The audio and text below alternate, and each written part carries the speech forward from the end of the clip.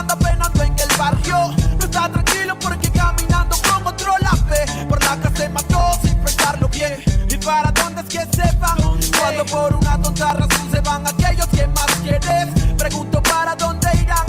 Es uno menos en el barrio y uno más para el recuerdo. De pocos a pocos mi gente se desvanece, pero casi siempre son los que no lo merecen. La muerte de un inocente, lo sabe la gente, pero nadie dice que se lo llevó.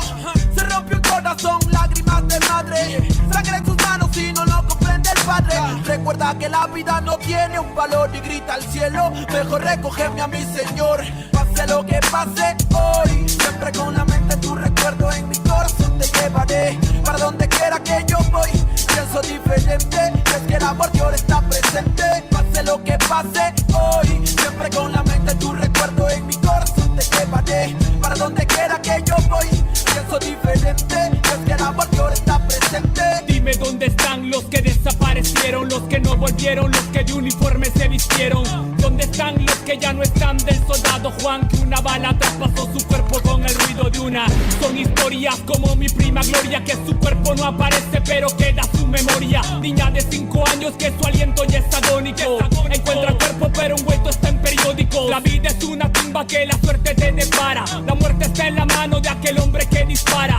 Padre que espera a su hijo que vive en la urbe, pero al día siguiente lo recogerá en la morgue. Se cuentan horas, días y también los calendarios. Primo, nadie sabe si caerás en cementerios, como mi amigo Mario que jugaba a ser sicario, hasta mató a su hermano y lo tomó como algo serio. Se cuentan horas, días y también las estadísticas. Para la policía un expediente más en balística. La lista aumenta y también el desenfreno, como aquel niño que golpeado en el hogar se siente ajeno. Le pone freno y toma la decisión, sacando la pistola de su padre en el cajón. Su lápida ahora pinta: hijo mío te queremos, y la muerte nos permite algún día nos veremos. Pase lo que pase hoy, siempre con la mente tu recuerdo en mi corazón te llevaré. Para donde quiera que yo voy, pienso diferente, es que el amor de ahora está presente. Pase lo que pase hoy, siempre con la mente tu recuerdo en mi corazón te llevaré. Para donde quiera que yo voy, pienso diferente, es que el amor de ahora está presente. ¿Dónde van? ¿Dónde? Dime dónde van las almas que se pierden en el camino de la vida. ¿Dónde van? Dime dónde van. Que detienen pulsos y otros por impulsos para el diván. Penas que se cuentan en la esquina, cuidado con la neblina que la muerte se avecina por la acera. Joven estudiante muere en una balacera. Otro lío de pandillas que en el diario aparecerá. La vida se desaparece como el humo de un cigarro, locos disparando desde un carro. Otra vida que se pierde bajo el cielo gris. No se puede ser feliz cuando gente muere en un desliz. Como Marco que soñaba con ser narco, viajar en barco y olvidarse de las penas en su cuarto. Pero cada vez que parcha ya se siente harto, y su corazón marchito marcha para el infarto. Almas en oferta como Berta, se acuesta en una cama pero en otra se despierta. Son 14 años y ya perdió la niñez. Se desaparece un viernes y no regresa en 2 o 3. Coleccionando amores, sin importancia los rumores. Van los menores, sin temores y sin valores, deambulando en cada sitio, con el futuro a convertirse en un graffiti. Pase lo que pase hoy, siempre con la mente tu recuerdo en mi corazón te llevaré. Para donde quiera que yo voy, pienso diferente, es que el amor de ahora está presente. Pase lo que pase hoy, siempre con la mente tu recuerdo en mi corazón te llevaré. Para donde quiera que yo voy, pienso diferente, es que el amor de ahora está presente.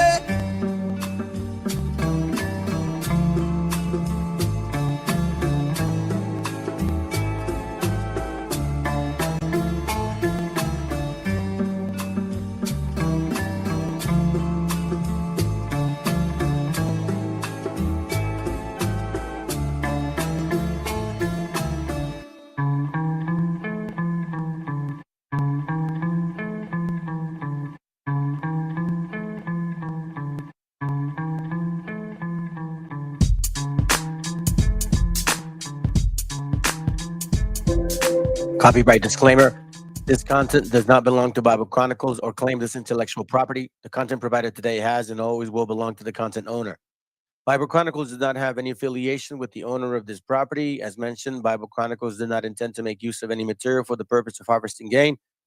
However, Title 17 of United States copyright law states material in use can only be done when it's for theological or general educational purposes, and thus Bible Chronicles believes that this principal material falls under fair use, which honors protection under Section 107 of the same US Isaiah copyright chapter 58 and verse 1. Cry aloud, spare not, lift up thy voice like a trumpet, and show my people their transgressions, and the house of Jacob their sins.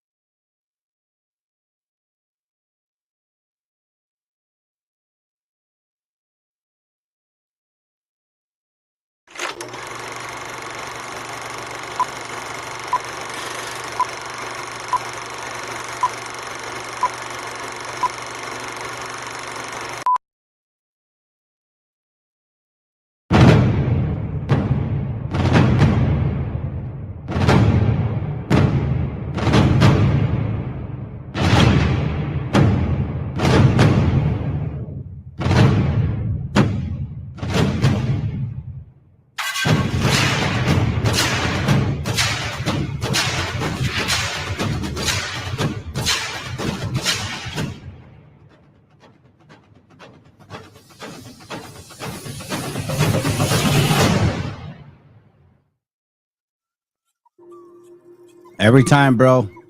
Shalom. Shalom, family.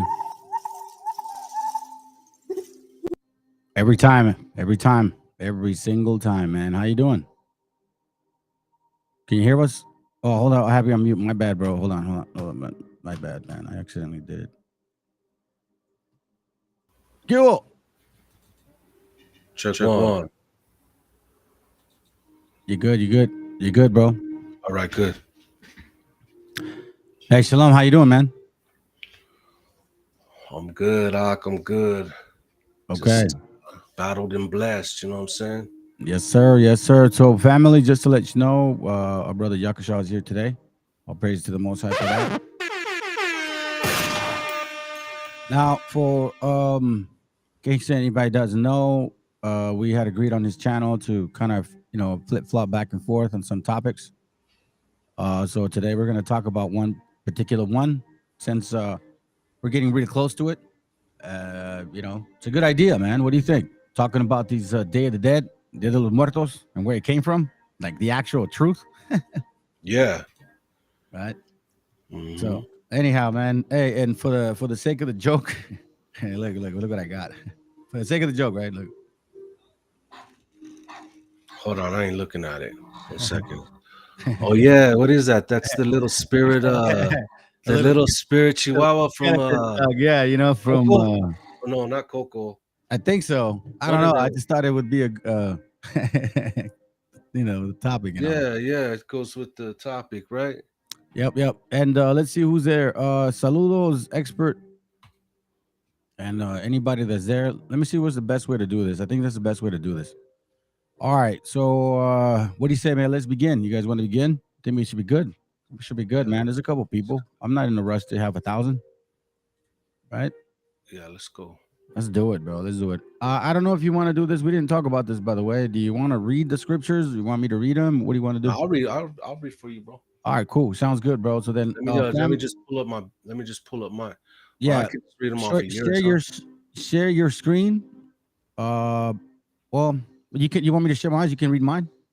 No, I could just do it off the blue letter. Just tell Okay, me which cool. one Yeah, you let's want. do it, man. Let's do it. And family, just follow. Just follow. So one of the topics, well, actually, the topic today is what we are going to be dealing with for the next. We'll be dealing with the 2 weeks already. I mean, technically, when do people start actually preparing for this so-called holiday? I don't know. I honestly don't. I never really like kept track of it all that much. You know what I'm saying? Okay. I just always known it was around Halloween. Yeah. Well, in the last, let's say, 10 years, I've seen, 5 years. It seems like they start in August. Like, the publicity, the marketing, you know what I mean? Right around August. So we get a good 6 months of this stuff. You know what I'm saying? And in case nobody knows, this is the beginning of the slide. Like when you go up in a slide, Halloween is the beginning of it, if you can tell. So anyways, if you can do me a favor, bro, and get Ezekiel 13:3 for the family. So if you guys can follow, matter of fact, I'll place it too so people can see it. And if you could please read it for me, that'd be cool. Let me get it real quick. Ezekiel chapter 13 and verse 3. Ezekiel 13:3. Thus saith Yahweh power, woe unto the foolish prophets that follow their own spirit and have seen nothing. So read that again for me and pause after the Lord God, the Most High. Thus saith the Lord the Most High. So check this. This is what our Father, our Creator, the one, the only, the Ancient of Days. Don't confuse him. Okay. All right. This is what he's telling you. For you that prefer or want to rely on for the sake of trimming your ways. Oh, it's just tradition, man. It's just family. It's just a good feeling. What does he say? What does he say, bro? Thus saith the Lord God, woe unto the foolish prophets. Destruction. Woe unto the foolish prophets that follow their own spirit and have seen nothing. This is the reason why the scriptures say, subdue your own understanding, especially right now.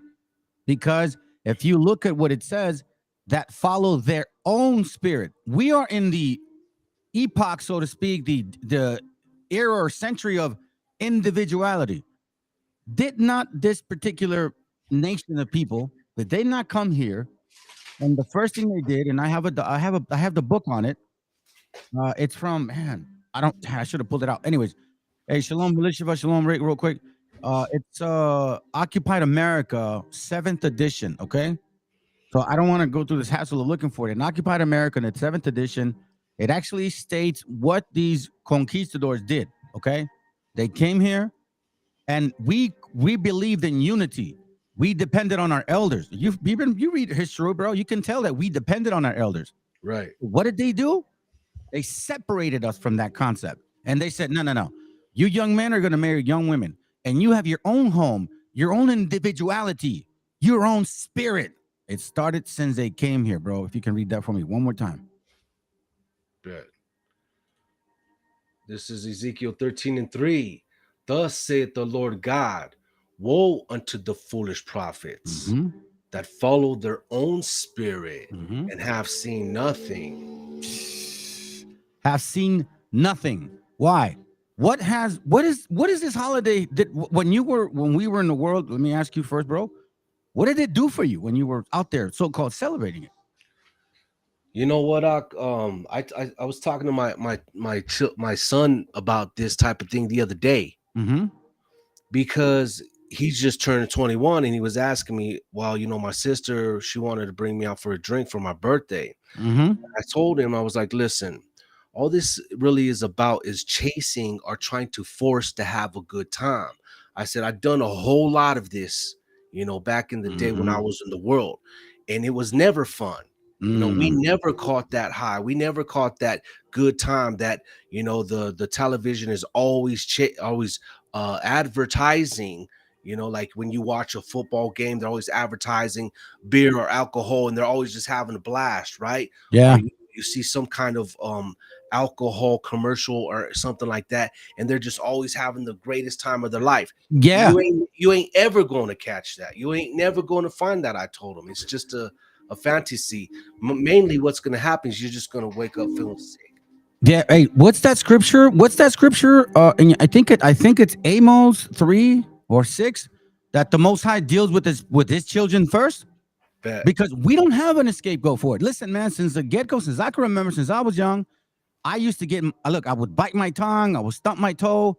I couldn't get away with stuff. If I ever, like, my parents got mad at my parent would whoop me, and I'd try to, go behind the door, like, bite my tongue, bro. It's like the Most High was always like, no, you're not doing that. Yeah. What seems to be good for them will never be good for you. And even the scriptures talk about that, bro. I think it's Amos 3. Let me look for it. Go ahead. Go ahead. Let me look. I know exactly what you're talking about. Go for it, bro. Go for it. That he deal with the family first.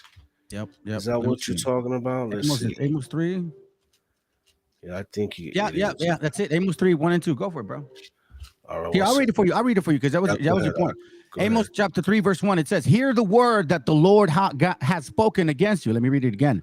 Hear this word that the Lord, or that the Most High, has spoken against you, O children of Israel, against the whole family which I brought from the land of Egypt, saying, you only have I known of all the families of the earth. Therefore, I will punish you for your iniquities. Bro. Go ahead. No, go ahead. I'm reading it for you. Yeah, so you'll punish you for your iniquities. So the one of the scripture that comes to me that kind of goes along with that is Psalms 23, where it says that your rod and your staff comfort me, right? The rod is for correction, the staff is for protection. When you are under the Most High, or a child of the Most High, he's going to correct you, just like it says in Hebrews, right? Mm-hmm. So we're going to catch that correction quick because we are the children of God. And if you're not catching correction quick like that, and you're just riding it out and having a good old time, or, doing miles or doing wickedness all the time, and you're not catching correction, you probably could count yourself as, one of the sons of the devil. Man, that's scary, bro, right there. Hey, check this out. You know what? I don't know if that's the chapter you're looking for, but it's a good point that you bring it out, man. Get that. Read it. Matter of fact, read it. You could start off on, 23, because it's technically 6 verses. But check this out, because you talked about the refining. We always talk about refining, right? Well, what are the results of being refined? First of all, you see the results, right? So a lot of people forget the process. Watch this. Go Psalms 23. Check it out. Psalms 23 and 1. Did you want to start at 1? Yeah, let's do it. Okay. The Lord is my shepherd, I shall not want. He maketh me to lie down in green pastures. He leadeth me beside the still waters. He restoreth my soul. Boom, right there. He restored my soul. Well, hello, people. How the hell do you get restored? Restored from what? From your being asleep, from your destruction, from your thinking, oh, you know what? Maybe I'll do a little line. Maybe I'll dress up just tonight. Maybe I'll just have a drink. And I remember I told my children, I told my daughter, because she's 19, I said, listen, honey, in my family, we have the generational alcoholic curse. Okay. So I don't know if you have it. You may not. You may be okay with one drink. But I'm going to tell you something. You're very curious about it. And that's scary. Because my wife's like, I'm scared. I saw what you went through. I'm scared. I'm scared. So you see the scary part of it, right? He restored my soul, because there's a time where you are destroyed and you got to go through the shackles. Go ahead, bro. Yeah. He restoreth my soul. He leadeth me in the path of righteousness for his name's sake. So it's never up to us, and it's his righteousness, his path, because if you leave it up to us, we already know the results. We'll go astray. As soon as we left Egypt, what we'll be doing? I remember the fish. I remember the cucumber. God, we used to be very good in slavery. You know what I'm saying? It's like, really, bro? Go ahead, man. Go ahead. Yea, though I walk through the valley of the shadow of death, Exactly. I will fear no evil. And exactly what we just talked about, right?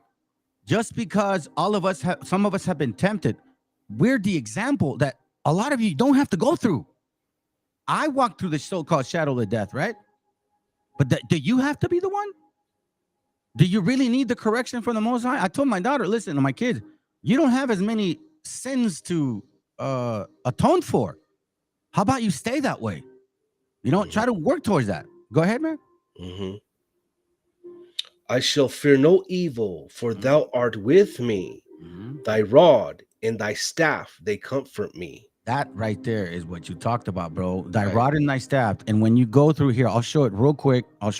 Just stay there, because just so you can finish it.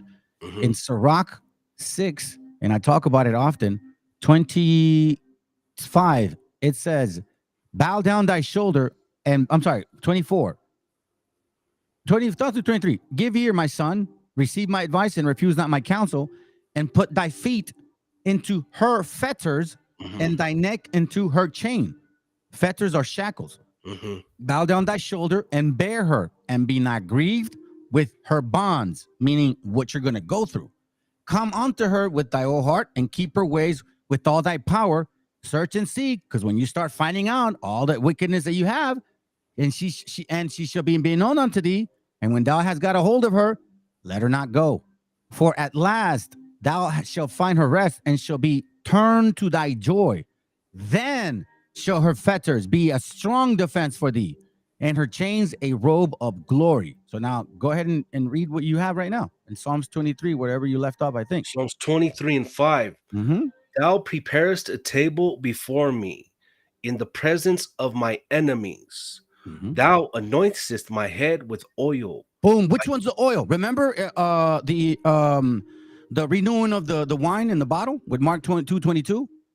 I showed that video where if you want to reuse a wine bottle, which is made out of leather, you have to dip it in oil for several months, right? To soften up the leather. And then you take it out of that oil and you beat it until you have the elasticity again. It is the same concept. And that anointment is what? Discipline, bro. Discipline. Go ahead, my brother. Anoint my head with oil, my cup runneth over. Surely goodness and mercy shall follow me all the days of my life. He just said mercy again in the Old Testament. So you see what I'm saying, family? They keep talking about, oh, no. This mercy right here.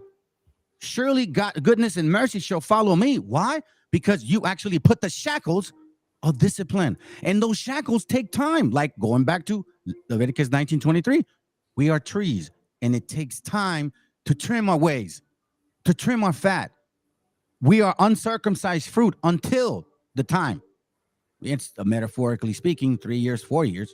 Go ahead and finish it off again, bro. Surely goodness and mercy shall follow me all the days of my life, and I will dwell in the house of the Lord forever. You know what I'm saying, man? Now, unless you want to add something to it, let's go to 2 Peter 2:2. Go ahead, brother. Follow along, family. Follow along. 2 Peter 2:2.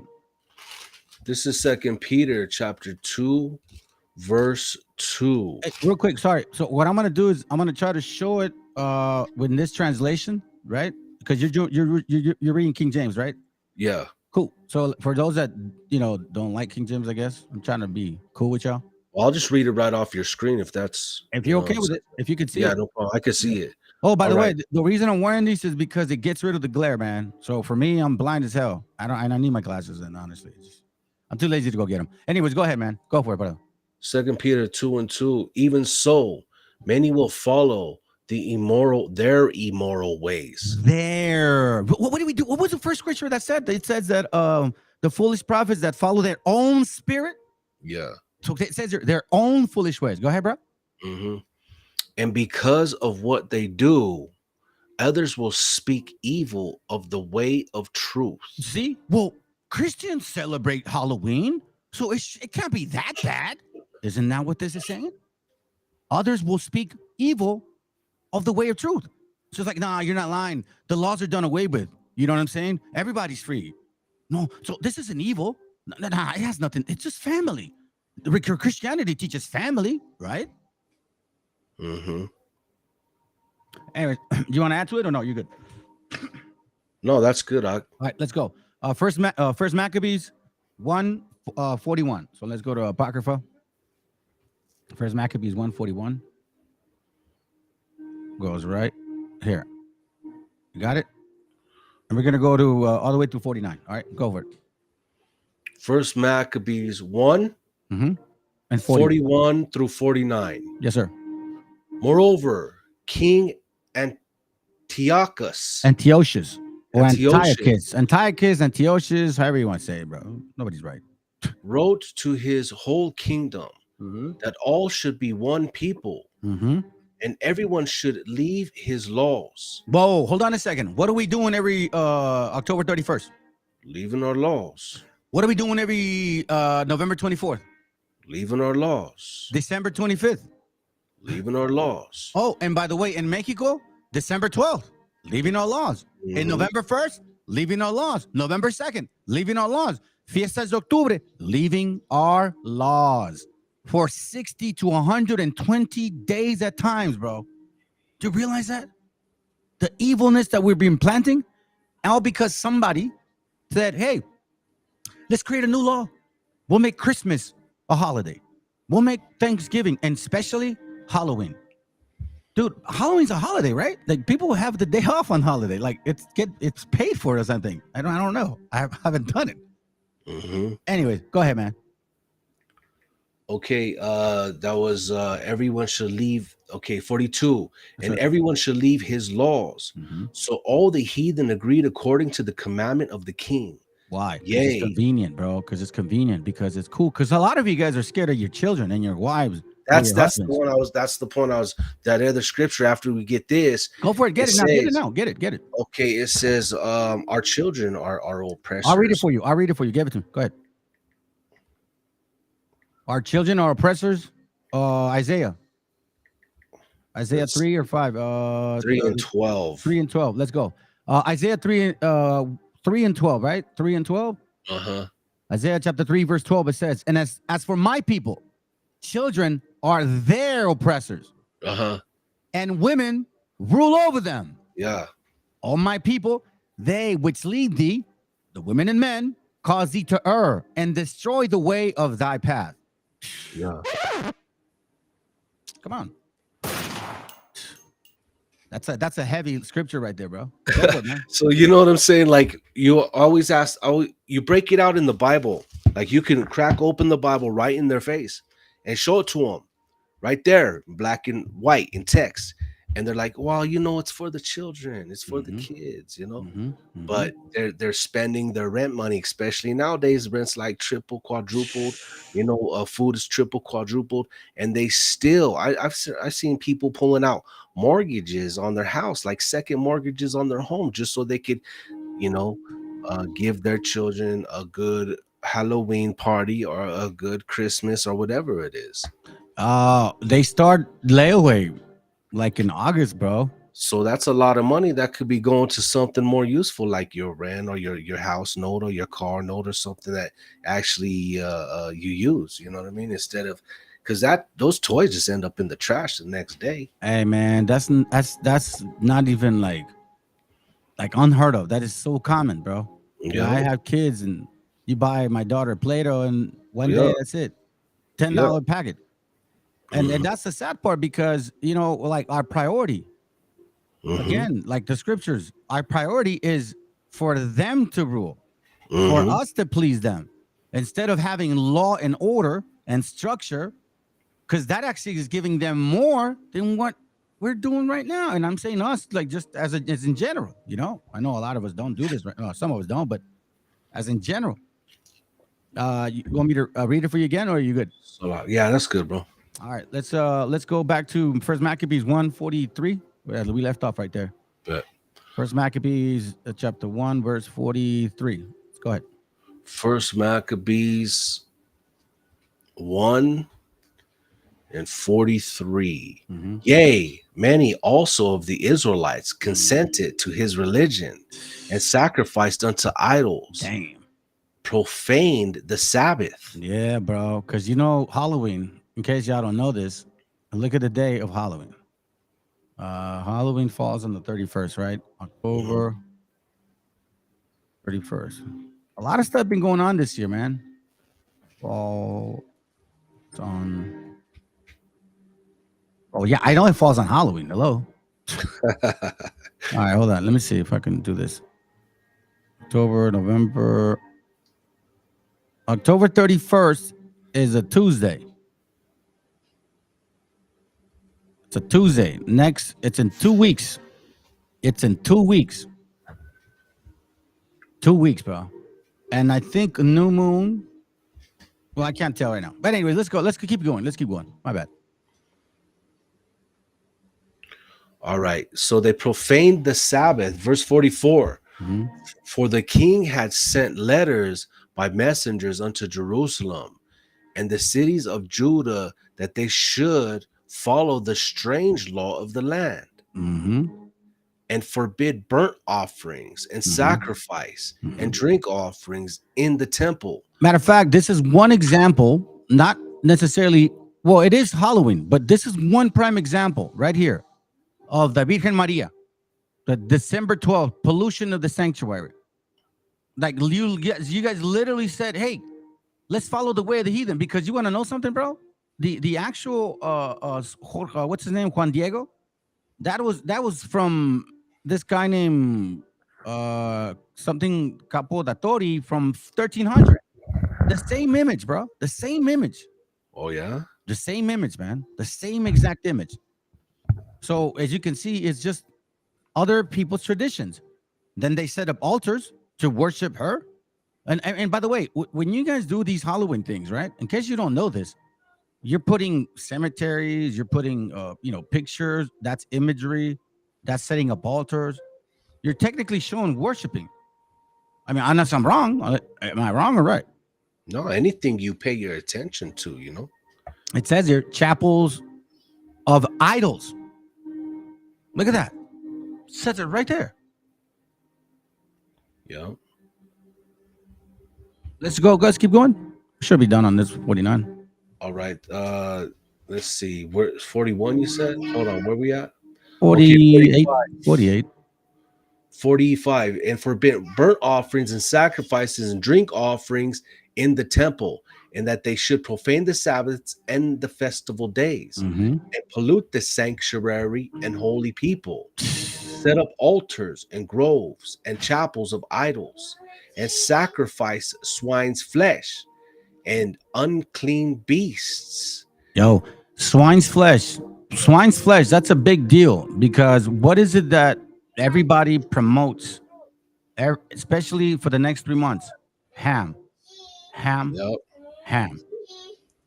for October dinner, ham for November, ham for December. Every single time. Go ahead, keep going. And it's the cheapest too. Yeah, it is the cheapest. Yo, look at man, verse 48. Check it out. 48.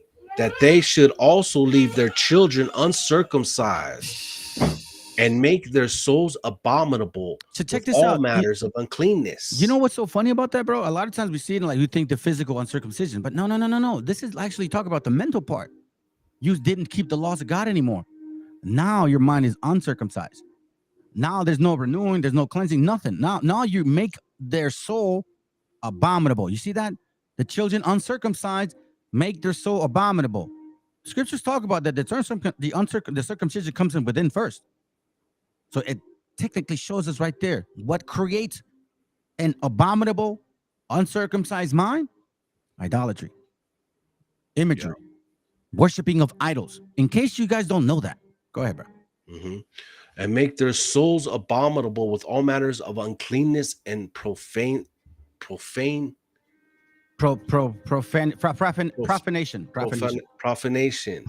So basically, it's just like the pattern of sin. Once you do it, you keep doing it. Like, well, maybe I'll stretch it. Well, maybe I'll do a little more, and then the sin increases. You know what I'm saying? Let's go to Revelation 18:4. Hold on, there's one more. Go for it. To the end that they might forget the law and change all the ordinances. And in case you guys don't remember, the classes that brother Yakasha and I do bring out, one particular page that I do bring out is the reminder of how they took the scriptures away from us for more than 500 years. Up until the 1900s, late 1900s, okay, we were barely seeing the scriptures in our hands, and it was very expensive. So when you take away these particular laws, so then we forget them, what ends up happening? We change our ordinances. Now we think Dia de los Muertos is part of our tradition. La Virgen María crawling on her knees, it's part of our tradition. El Día del Pavo, pues ¿por qué celebras, güey? I don't know. Porque pavo es gratis. You know what I mean? It's ridiculous, bro. And it's always, it's always mainly about the party, you know. That's it. Yeah, there it goes again. Just always about the party, chasing after having a good time. Oh man, that's perfect. Check this out. The actual thumbnail, it's actually that right there, bro. Check it out. Let me see. Let me see if I can do it. Where's it at? Yeah, it's right here. Let me see if I can do it. Is it here? Hold on. It says here. Give me a second. Where are you? Thumbnail. Come on. That's weird. Not here. Well, I thought I had the thumbnail, but I guess I didn't. The thumbnail from the class is what I was basically trying to. Oh, that's why I picked the wrong filing option. Okay. So here it goes right here, family. So Brother Yakasha was talking about what they're promoting. What are they basically saying that you should do? Right? Look at this. This is actually scary. You know, what you mentioned. Boom. Eat, drink, and be scary, bro. Look at that, bro. Seriously, who are you guys, bro? Be scary, yeah. Look at that, bro. Eat, drink, like get drunk. Excuse my language. Get shit-faced. Okay? Yeah. Get laid. And hey, I'm down for whatever. I'm down for whatever. I'm down for whatever. That's what it is. At the end of the day, all they want you to do is consume drugs, have sex, give up your spirit, enjoy the flesh, and don't even worry about the fact that the Most High dwelleth in you. The potentiality. Psh, bro.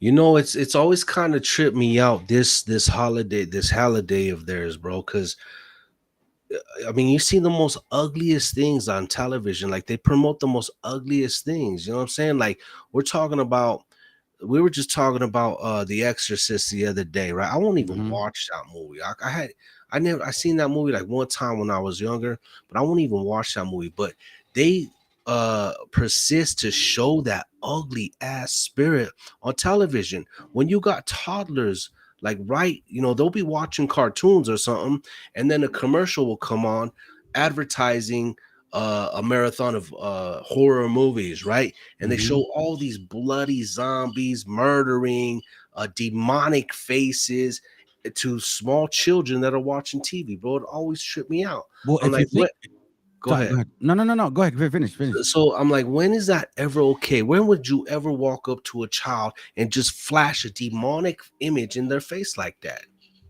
But you know what the sad part is, bro? Here, let me get that for you. It says, by the way, shalom, everybody, man. Obviously, in case you guys don't know, Brother Yakasha is here visiting. We had yes, sir. Go ahead, man. Go ahead. No, I was just saying shalom to y'all. Okay, cool. So we agreed on going back and forth on different topics. You know what I'm saying? Just different topics. Today we're gonna talk about this one. Okay. So, anyways, that's what we have them on board. I'll praise to the Most High. Here, let me read this for you. It says, Deuteronomy 7:26. Do not bring a detestable thing unto your house, or you, like it, will be set apart for destruction. Damn, oh my God, that's beautiful. Hold on a second. This is the best part. Regard it as vile and utterly detested, for it is set apart for destruction. And remember, it goes back to that whole, perfect hate. It's not talking about perfect hate, perfectly hating nations. It's talking about perfectly hating sin. That's what it's talking about. But this is crazy, man. Set apart for destruction. You want to add anything to it? That also reminds me of fit for destruction. You know, this nation fit for destruction. These vessels that are fit for destruction. Perfect, bro. Perfect way to get into this one. Let's read Revelation 18:4. Watch this. You want me to get it? You get it. I got you, bro. Go for it. Revelation 18:4. And I heard another voice from heaven saying, "Come out of her, my people, that ye be not partakers of her sins." Whoa, wait, partakers, because you're going to be set apart. Part, right? In part, or partakers, or are you going to be part of that? Go ahead, bro. Not partakers of her sins, and that ye receive not of her plagues. Because you will be set apart, family. If this doesn't scare you guys, if it doesn't, look, listen, a matter of fact, a perfect time to show this right now. Because I actually did this video, and I really like how the sister, like, she brought it home, bro. She really, and I was so happy, man, because Raza suffers from this right here, bro. Yeah, Raza suffers from this worshiping of idols and stuff like that. You know what I'm saying? And this is part of the topic. That's why. But let's listen to this sister now. This is perfect. Because check this out. See, I love it because not only is it brothers waking up, but our sisters are also coming to the reality, like, yo, this isn't making any sense. The Spirit is speaking to us, brothers and sisters, man. I'm telling you right now. Matter of fact, let's get that before we jump in, because I like to, you know what I'm saying? Always involving the family, man. Here, I'll read it, bro, and you break it down. All right. Ezekiel chapter 22, okay, verse 26, and it reads, "Her priests have violated my law and have profaned my holy things. They have put no difference between the holy and profane. Neither have they showed difference between the unclean and the clean, and have hid their eyes from my Sabbath, and I am profaned among them. Her princes in the midst thereof are like wolves ravening the prey." Damn. "To shed blood and to destroy souls, to get dishonest gain.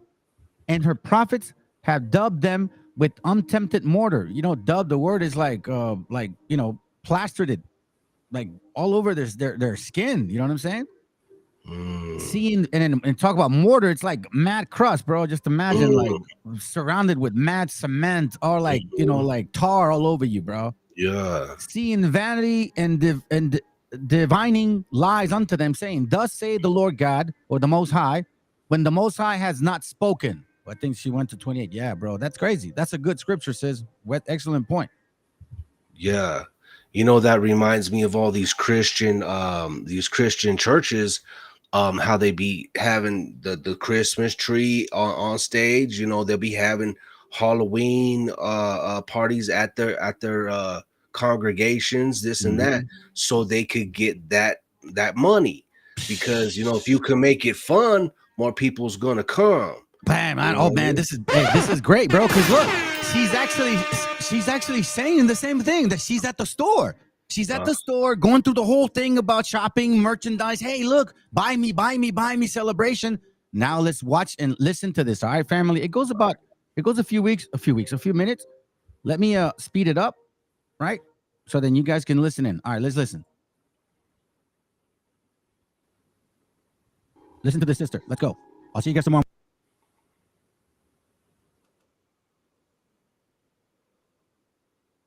Morning. I literally oh my gosh, wow. Okay, I can't even make this video. This is super hard. So I was shopping I'm Mexican, and I was shopping at like a Hispanic market, right? And the announcements of the store, they were talking about how there is, because we are approaching the Day of the Dead, which is the 1st of November. So what they were talking about was, oh, we're keeping it really traditional for the Day of the Dead. We're gonna have the bread, which we call it pan de muerto, which is literally the bread of the dead. And we're gonna have the altar, is very traditional. And we're also gonna have this celebration, and we're gonna have it very traditional. Like, when I tell you that my heart was devastated, and I'm trying my best to like stay quiet in that store, but I couldn't all the way, but I wanted to make like a big fuss about it. And like just cry out to them, like, this is witchcraft. How do I know? Because I was making these altars until literally the Holy Spirit took me to the Bible and showed me that this is not only unpleasing to God, but it is opening demonic portals. So if you are Mexican or if you are Hispanic, I don't know, if you're celebrating the Day of the Dead, let me tell you, like, let me please tell you, like, that stuff is not just an abomination, it is an actual practice. It is a ritual. You do not understand how heavy this ritual is. You're literally putting showbread to dead people, but they're really entities. Those are demons that come and claim that. Look this up. When you look into Santeria, when you look into Santa Muerte, when you look into all these different dimensions of witchcraft, guess what?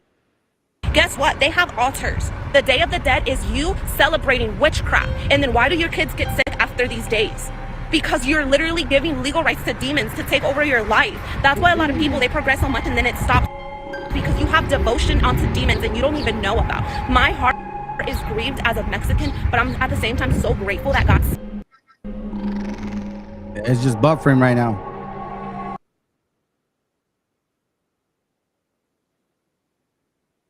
It's just buffering. Snatched me out so I can help my people, because truly when the Bible says my people perish for lack of knowledge, he means it. I just want to encourage my Hispanic community, like, don't do the Day of the Dead. Repent, like, turn away from that stuff. You don't have to take my word for it. Go into the Bible. I'll link down scriptures, and then also even go to Google, do your research as to what this actually even means. I know it seems like, oh, we're just celebrating like our people that passed away. No, when people pass away, that's it. There is no celebrating them. We can't do it. And I'm not saying you can't, like, reminisce and you can't love on a loved one that passed away. I'm not saying that. What I'm saying is you cannot put altars. You can't make worship to them. That's literally worship of false gods. Like, a dead person is a dead person. They're not anything less or anything more. Like, it's literally a person that now passed away, but it's intense because this is actual witchcraft. A lot of people, they wouldn't, if you tell them, oh yeah, are you down to come home and to practice a ritual with me, they'll be like, you're tripping. But think about how crafty the devil is. He sneaks stuff into traditions. These are not new traditions. These are not new. A lot of us, we call it new age. It's not new. It's foreign, for old, ancient, I meant to say, not foreign, ancient things that have been practiced. Repent from this stuff. Turn away, and please send this to whoever it is that you know that is going through this stuff. Like, please let people know, like, that stuff is literal witchcraft. It's literally brujeria. Man, that's beautiful right there, bro. Bro, that's beautiful, bro. That's beautiful. It's necromancy. Yeah, bro, that's it, man. Let's go ahead and hit these 3 scriptures real quick so we can bring up that scripture that she showed on the screen. If you can go to Isaiah 5:20. Actually, I'll get it. My bad. I don't know if you want to use the screen. I'll put the screen so they can see it. Put the screen. I'll read it for you. Go for it, please. We still got Isaiah 5:20. Woe unto them that call evil good and good evil, that put darkness for light and light for darkness, that put bitter for sweet and sweet for bitter. It's very, very, very simple here, family. There's no need to break this down, because right here, Brother Rick just brought it out. Matthew 8:22. Let the dead bury their own dead. Hello, which means, who unto you that says Rosario for 50 days? You know, every year, le vamos a hacer panecito a los muertitos. No, it says here, woe unto you that call evil, which is evil, necromancia, talking to spirits, good, and good, meaning the ways of the Most High. You call that evil? No, that's done away with. Let's go to Jeremiah 10:1, please. Go ahead, pull it up. Yes, sir. Here, oh, that's right. Jeremiah 10:1. Go for it. Actually, Jeremiah, 10:2. My bad. 10:2.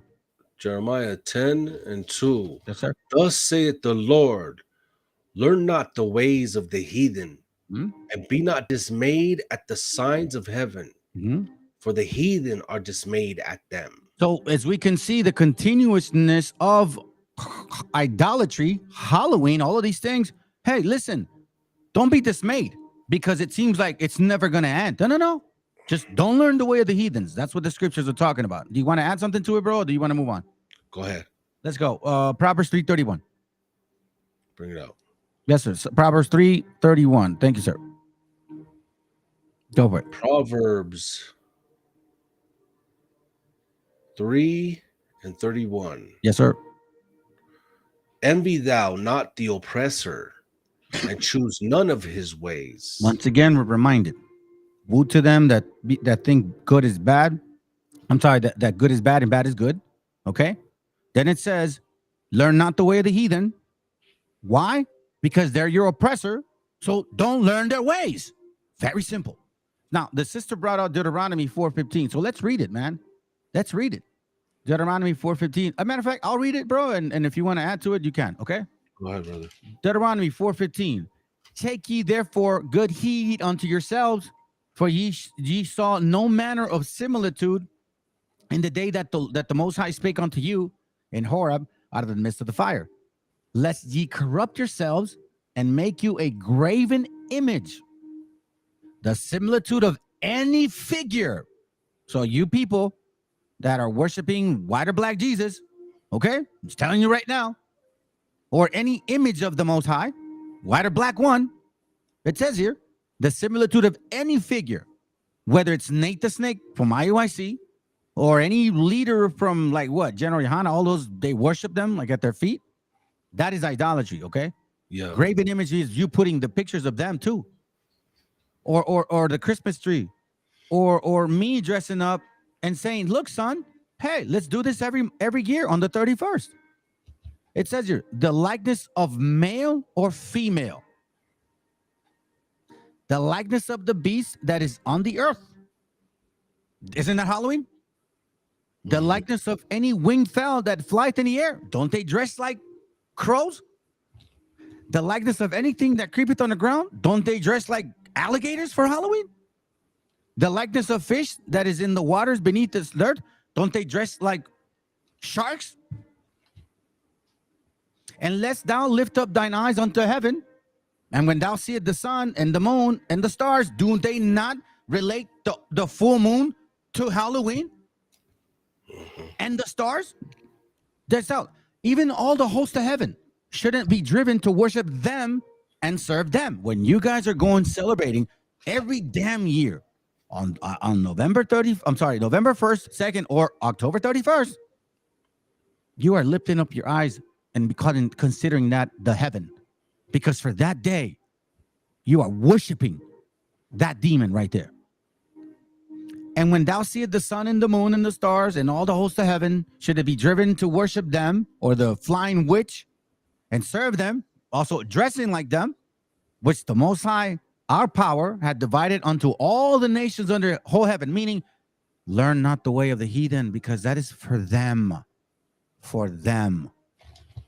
You want to add anything, bro? Yeah. You know, and another funny thing about this day that I've always noticed, even since high school, right? Mm-hmm. Man, these girls let all the hoe up out of them that day, bro. You know what I mean? You ain't lying, like homie. they will dress in the most scanty things that they could find, just letting that whore up out of them. That's always been in their heart. You know, people on that day, they just basically they get to reveal their true selves. Yep. You know, some like to be demons, a lot of them like to be zombies, a lot of them like to be hoes. You know, hey, bro, hey, homo LGBTQP. You know what I'm saying? You know what I mean? They dress up that day. Yo, listen, because you know what I mean. Like yeah, they do. They do. It's like, is there time? Is there time to dress up? It's like, oh, well, I'm gonna dress up like what I want to dress up like. Making an excuse, but in their heart, that's what they're hiding. You know, they always wanted to be that transvestite thing. Oh my God, bro! Let me read this for sister. All praises, Alicia. Jeremiah 8:12. It says, "Were they ashamed when they had committed abomination?" He's asking the question. They were not at all ashamed, neither could they blush. Therefore shall they fall among that fall. You see this? They're not blushing about showing their skirts. They're wearing, you know, like G-strings at the club now, bro. For you know damn well how thanks Halloween, October 31st on Tuesday, you're gonna see a lot of people miss work on Wednesday, and there's gonna be a lot of DUIs, and there's gonna be a lot of disease passing by, and there's gonna be a lot of abortions within 2 weeks after that. Why? Because there's gonna be a lot of unsafe sex, because that's all it's about. What was the thumbnail? Eat, drink. And what? Be scary. And be scary. Yeah. Right? And be scary. It's what is that? Let me finish it. It says here, therefore shall they fall among them that fall in the time of their visitation. They shall be cast down, say the Lord, and say the Most High. And you know, this is actually a scary point, bro, because the scriptures talk about that. When that happens, people are going to be, you know, partying, getting married, and no big deal, you know. I'm dressed like a fairy. Burn you. Like, wow, bro. Wow, yeah. That's crazy. Hold on, let's get another one for her real quick before we move on to the video. Ezekiel 20. Let's see. I appreciate you, fam, for getting involved. This is good. Sharp iron or sword sharpen his sword. Ezekiel 20, 77. You mean 7, right? Or 17? I think you mean 17. Nevertheless, mine eyes spared them from destroying them, neither did I make an end of them in the wilderness. I'm not sure which one you talk about, sis. For the sake of time, let me go ahead and jump to the video. I'll get that one for you, sis. Do you want to add something, bro, before you show the video? No, bring it out, brother. Go ahead. Okay, cool. So this video here, it's called The History of Halloween. Okay, The History of Halloween.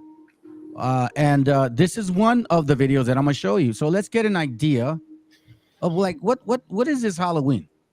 Like, you know what I mean? What's this Halloween? Remember the sister said that it's ancient.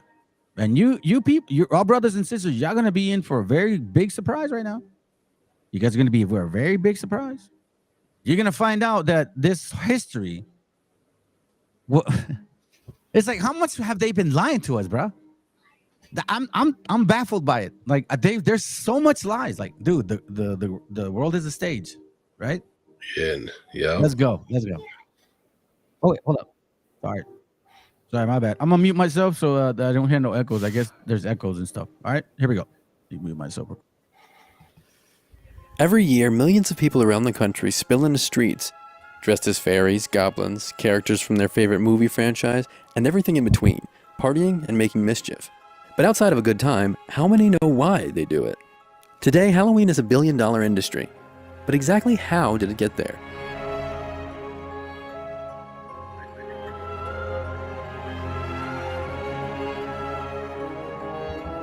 While today Halloween is synonymous with commercialism, it wasn't always that way. The word Halloween comes from the words hallow, meaning... I want to say that you see how it said synonymous with like marketing? Yeah, they pushed that, right? That's crazy, bro. All right, let's go.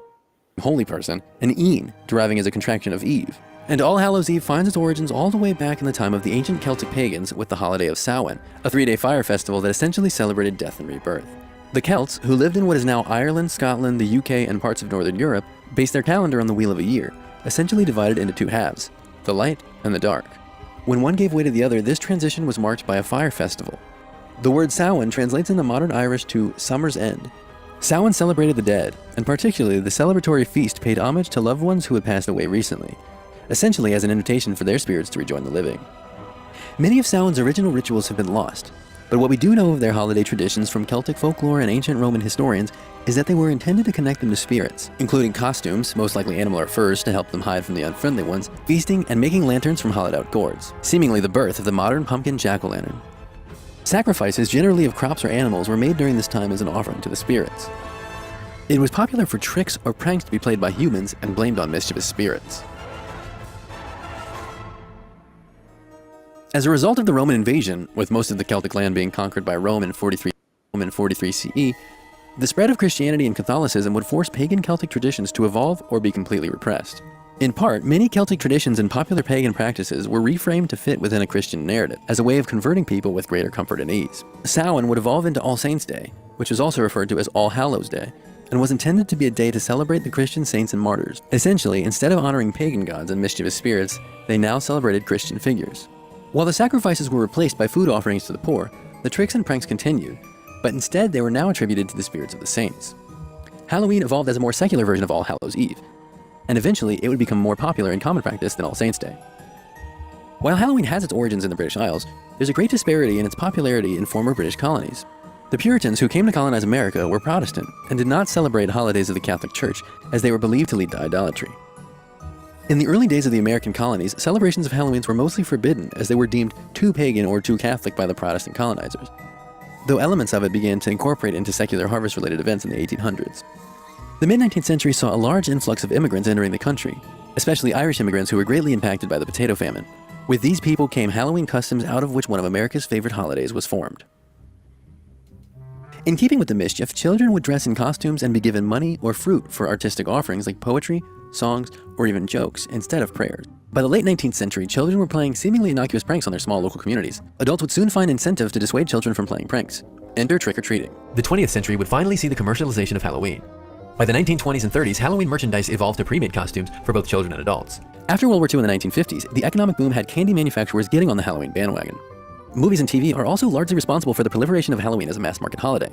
Cinemas in the 50s offered scary movie festivals, and in the 60s, the new television industry began running Halloween specials during Halloween season. By 2015, the National Retail Federation predicted spending on Halloween could reach $6.9 billion. Whether you believe that we've lost the meaning or not, Halloween has since evolved far beyond the days of pagan fire festivals. For more than a month out of the year, costume stores show up out of... Hey, check it. That's why I wanted to show that part because, yeah, my camera eventually dies. I don't know, man.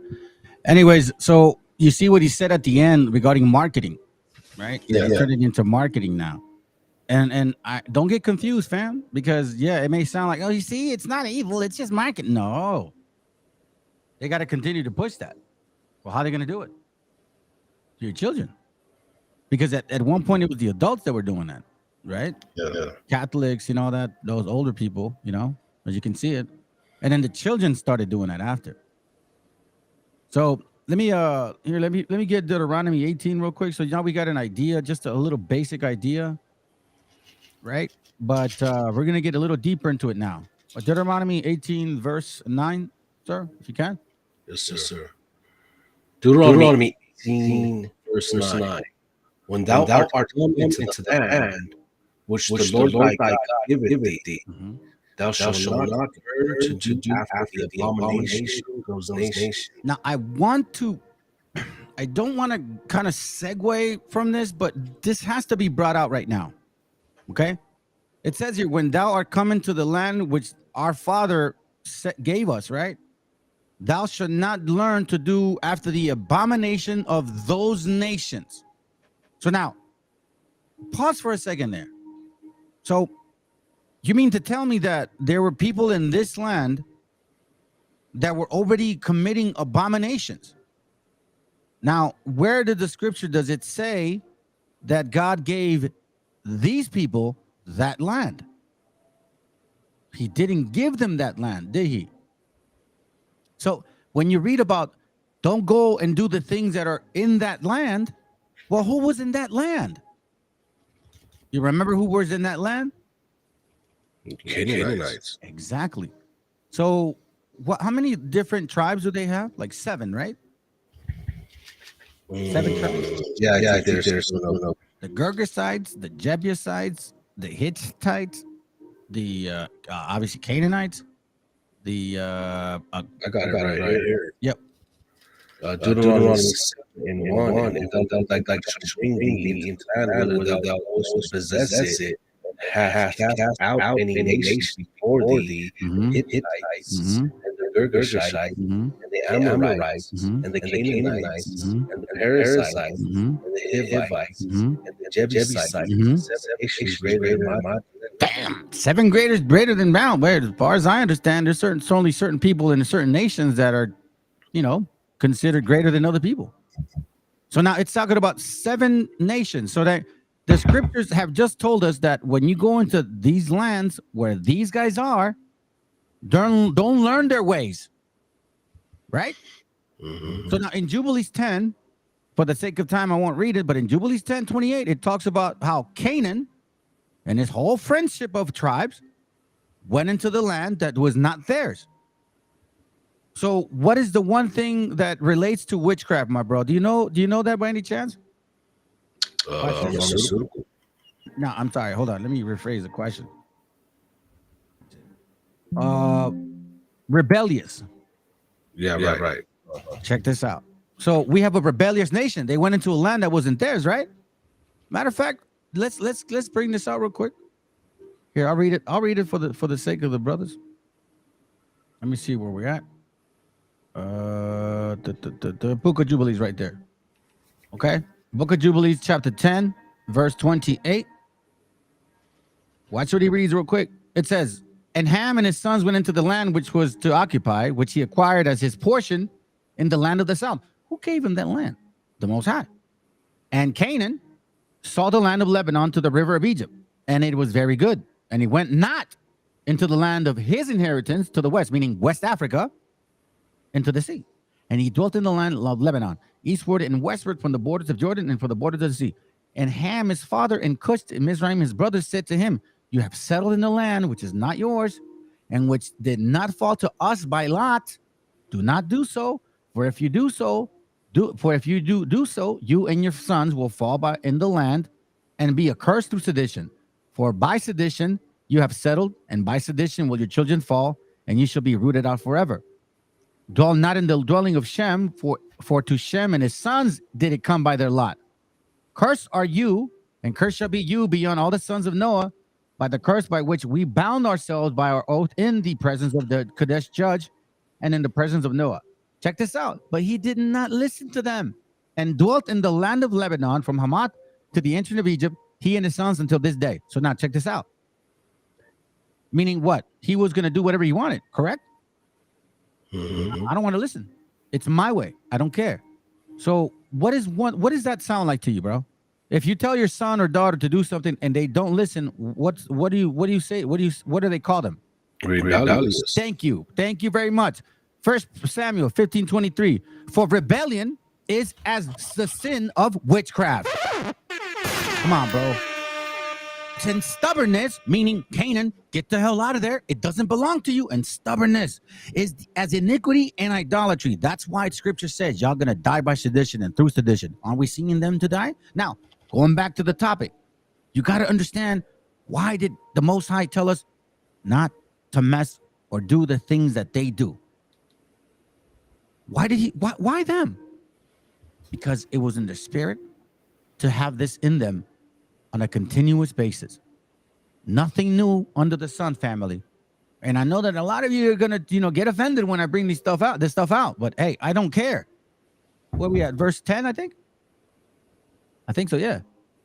Go for it, bro. You want to start again? Right. Deuteronomy 18 and 10. Yeah, there you go. Sorry. All right.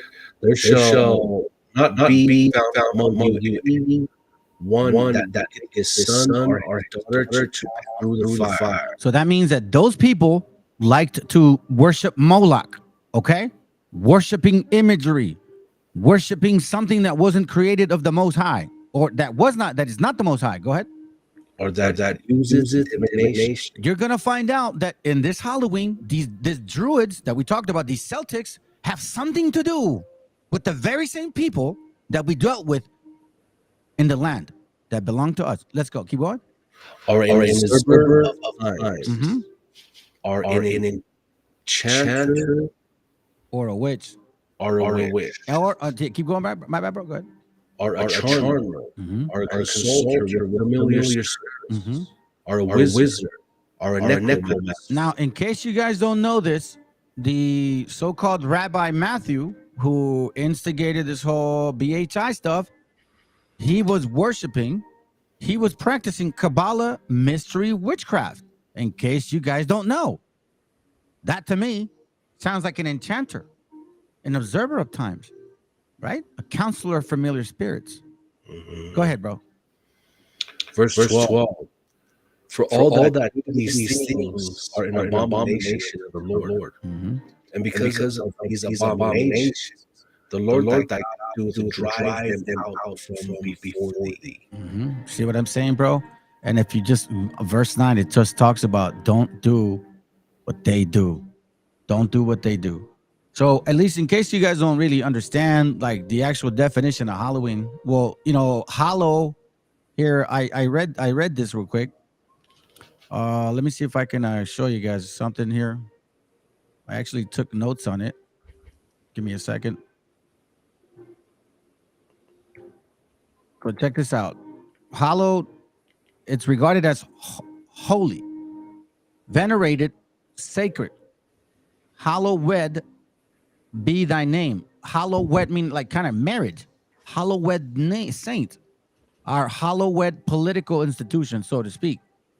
Okay, So now, in regards to the Halloween, the Samhain, and all that stuff, from what we understand, that it was an ancient Celtic tradition, right? The Lord of the Dead, movie type, the Samhain, like nature, Mother Nature, all of that stuff. The autumn, the autumn rites. You're familiar with all that stuff. You've pretty heard that before, right? Yes. Yeah, just in the passing, right? So now we're familiar with Dia de los Muertos. So now we know that stuff, and we actually saw a video about the sister talking about how she was in the store and she realized, holy man, this is crazy stuff. Okay, we read this. So now let's go to Deuteronomy. So I want to make sure that we refresh this because I think we're going pretty quick. What do you think? We're doing pretty good time? No, we're doing good. Perfect. All right, Deuteronomy chapter 32, verse 17, sir, please. Deuteronomy 32 and 17. They sacrifice to devils. Pause real quick. Now, in case you guys don't know this, the physical sacrificing isn't necessarily applied here. But the moment that you give your spirit to these other things and not the Most High, you are sacrificing yourself to those things. Meaning, just like how we are being reborn again to the scriptures, you're being reborn again to this wickedness. And you're teaching your children to do that as well. Go ahead, bro. They sacrifice to devils, not to God. Mm-hmm. To God, they knew not. Mm-hmm. To do God that came up, whom your fathers feared not. Going back to the scriptures, family, listen. When you believe them, you got to listen to them. I'm sorry, when what they tell you, when they tell you who they are, you got to listen to them. It says here that to gods whom they knew not. Now, we're seeing that this Druidism, these people that came from other continents, they've known each other for some time, right? Seems to me that some nations have known each other for some time. Seems like you guys knew these people, right? In Ireland. We're going to get some more information that you're going to find out a lot of things. Now, we're going back to the Dia de los Muertos, right? Mm-hmm. So we're done with that. Let's go to Leviticus 18:21. See real quick. Go ahead, sir. Leviticus 18 and 21. And thou shalt not let any of thy seed pass through the fire of Molech. Neither shalt thou profane the name of thy God. I am the Lord. Okay. Hey, read that again, bro, because I guess you were sounding with echo. That was my fault. I didn't mute the screen. Go ahead, please. And thou shalt not let any of thy seed pass through the fire to Moloch. Any. So remember, passing the fire, worshiping, idolatry. The beginning of the end was through idolatry. Wisdom of Solomon 14 says that. The beginning, here, I'll get it real quick. I'll show you real quick. Wisdom of Solomon 14, I believe 12. Right, there it goes. For the devising of idols was the beginning of spiritual fornication and the invention of them, the corruption of life. I mean, how much more clear do you not want it to be? You know what I'm saying? Mm-hmm. All right, let's go back to Leviticus 18 real quick. Sorry, my bad. That's right, I'm controlling it. I keep forgetting that. Okay, go for it, bro. My bad. Leviticus 18 and 21, right? Yes, sir. And thou shalt not let any of thy seed pass through the fire of Moloch, neither shalt thou profane the name of thy God. I am Yahweh. Because as soon as you start worshiping things that are not him, that's what you're doing. You're putting them in his position. Exodus 22. I got another video too, and I got some books. Exodus 22, verse 18. Please. Exodus 22 and 18. Thou shalt not suffer a witch to live. Let's read it in a little translation. Put to death any woman who practices magic. Damn. Damn. This is serious stuff. Yeah. That's why you don't dress up your daughters like witches. There's that's getting pretty popular, that new age type thing, you know. Mm-hmm. Mm-hmm. And they think it's not real, bro. It's real stuff. Scriptures talk about it. Go to Samuel, 1 Samuel 28, I think. Yeah, 28. It's kind of long.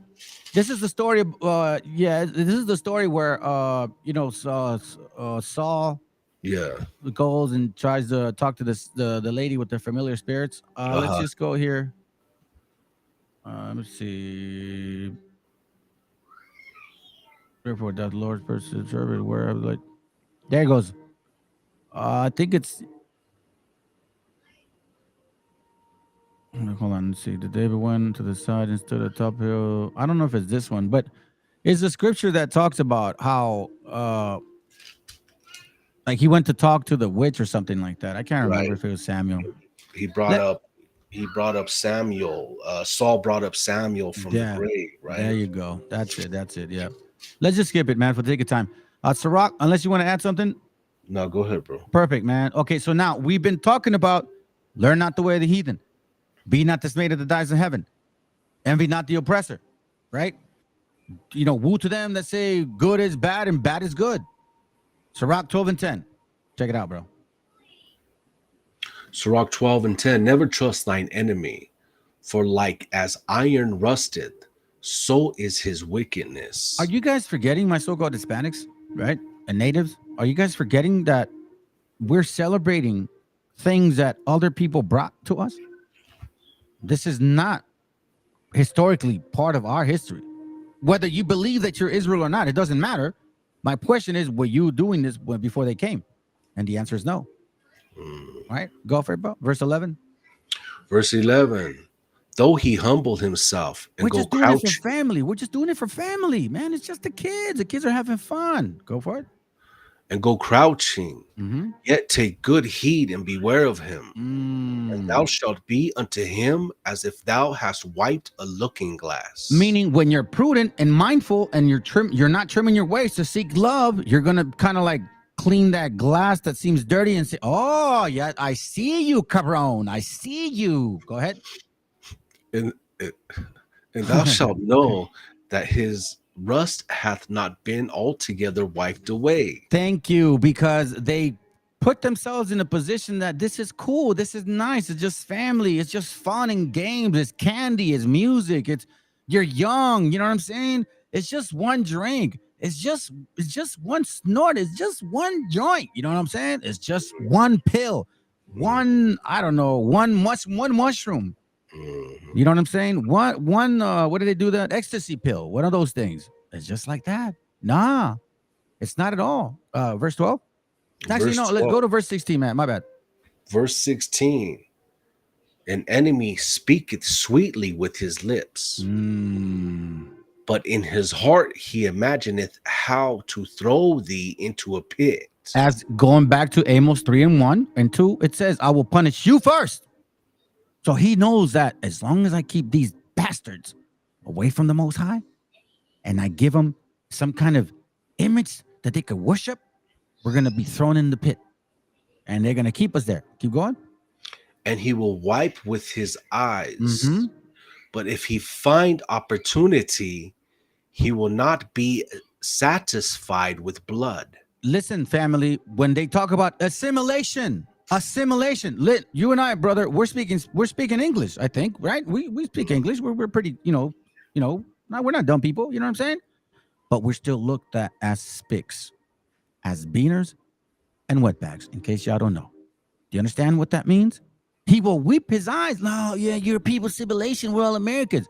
But if he finds an opportunity, I'm gonna deport your Mexican ass. Yeah. That's right. Wetbag operation, Operation Wetbag, the Eisenhower. That's when you guys hear Eisenhower, that's what they're saying. And he will not be satisfied with blood. 85,000 children been deported, separated. We hear that child trafficking. We hear that children are dying, especially right now in these times. Because they say, I don't know if it's true, but they say that in this holiday, bro, there's a lot of sacrificing of children. That's right. I don't know. I don't know about if that's true. That's actually a common. Well, I don't know if it's common knowledge, but that's the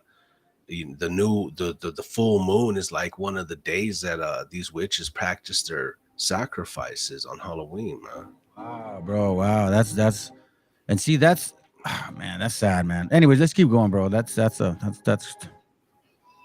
I hope not, man. I hope not. I really hope not, bro. I can't imagine because there was no. As a matter of fact, you know what? I'll show you later on. You're gonna find out. Verse 17, please. Verse 17.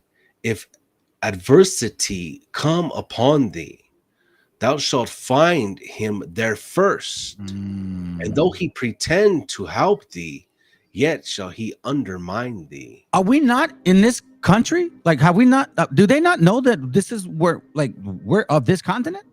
And now, because we are trying to follow their ways, it's giving them the right to say, you don't mean nothing to us.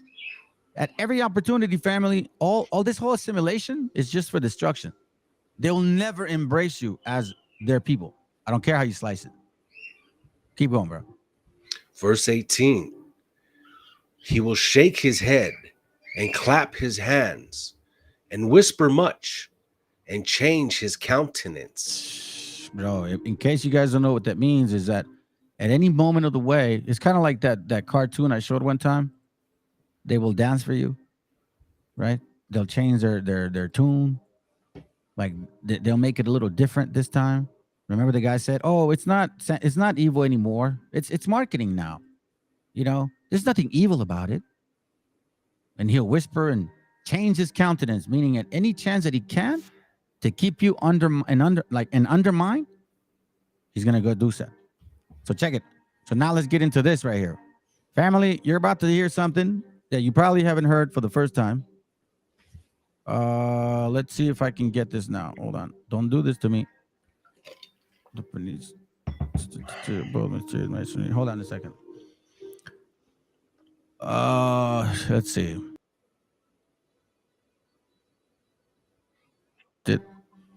Hold on. Let me pull this out.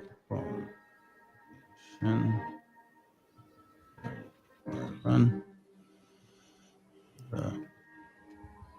Brown.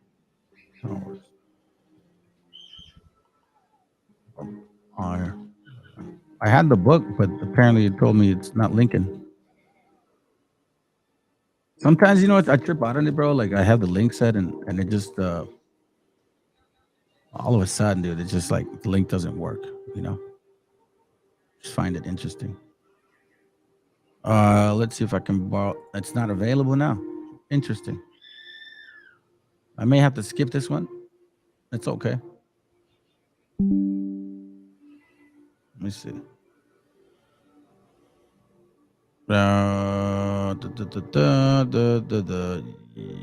Okay, well, I'll show you something here.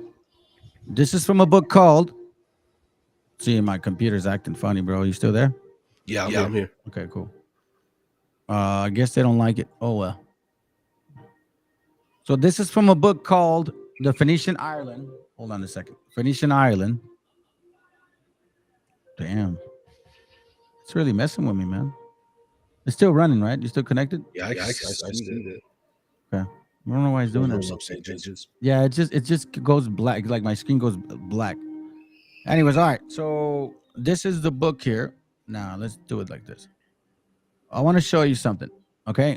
The topic is called Phoenician Ireland, the Round Towers of Ireland. Okay. So I was hoping that I technically need this book. I technically do. Did I send you this link to this one by any chance? You sent me something, but I don't think. Let me see if I can find it real quick, man. I don't know if you want to maybe help me with sharing something in the meantime, bro. Let me see if I can find this here, because this is important. Let me see.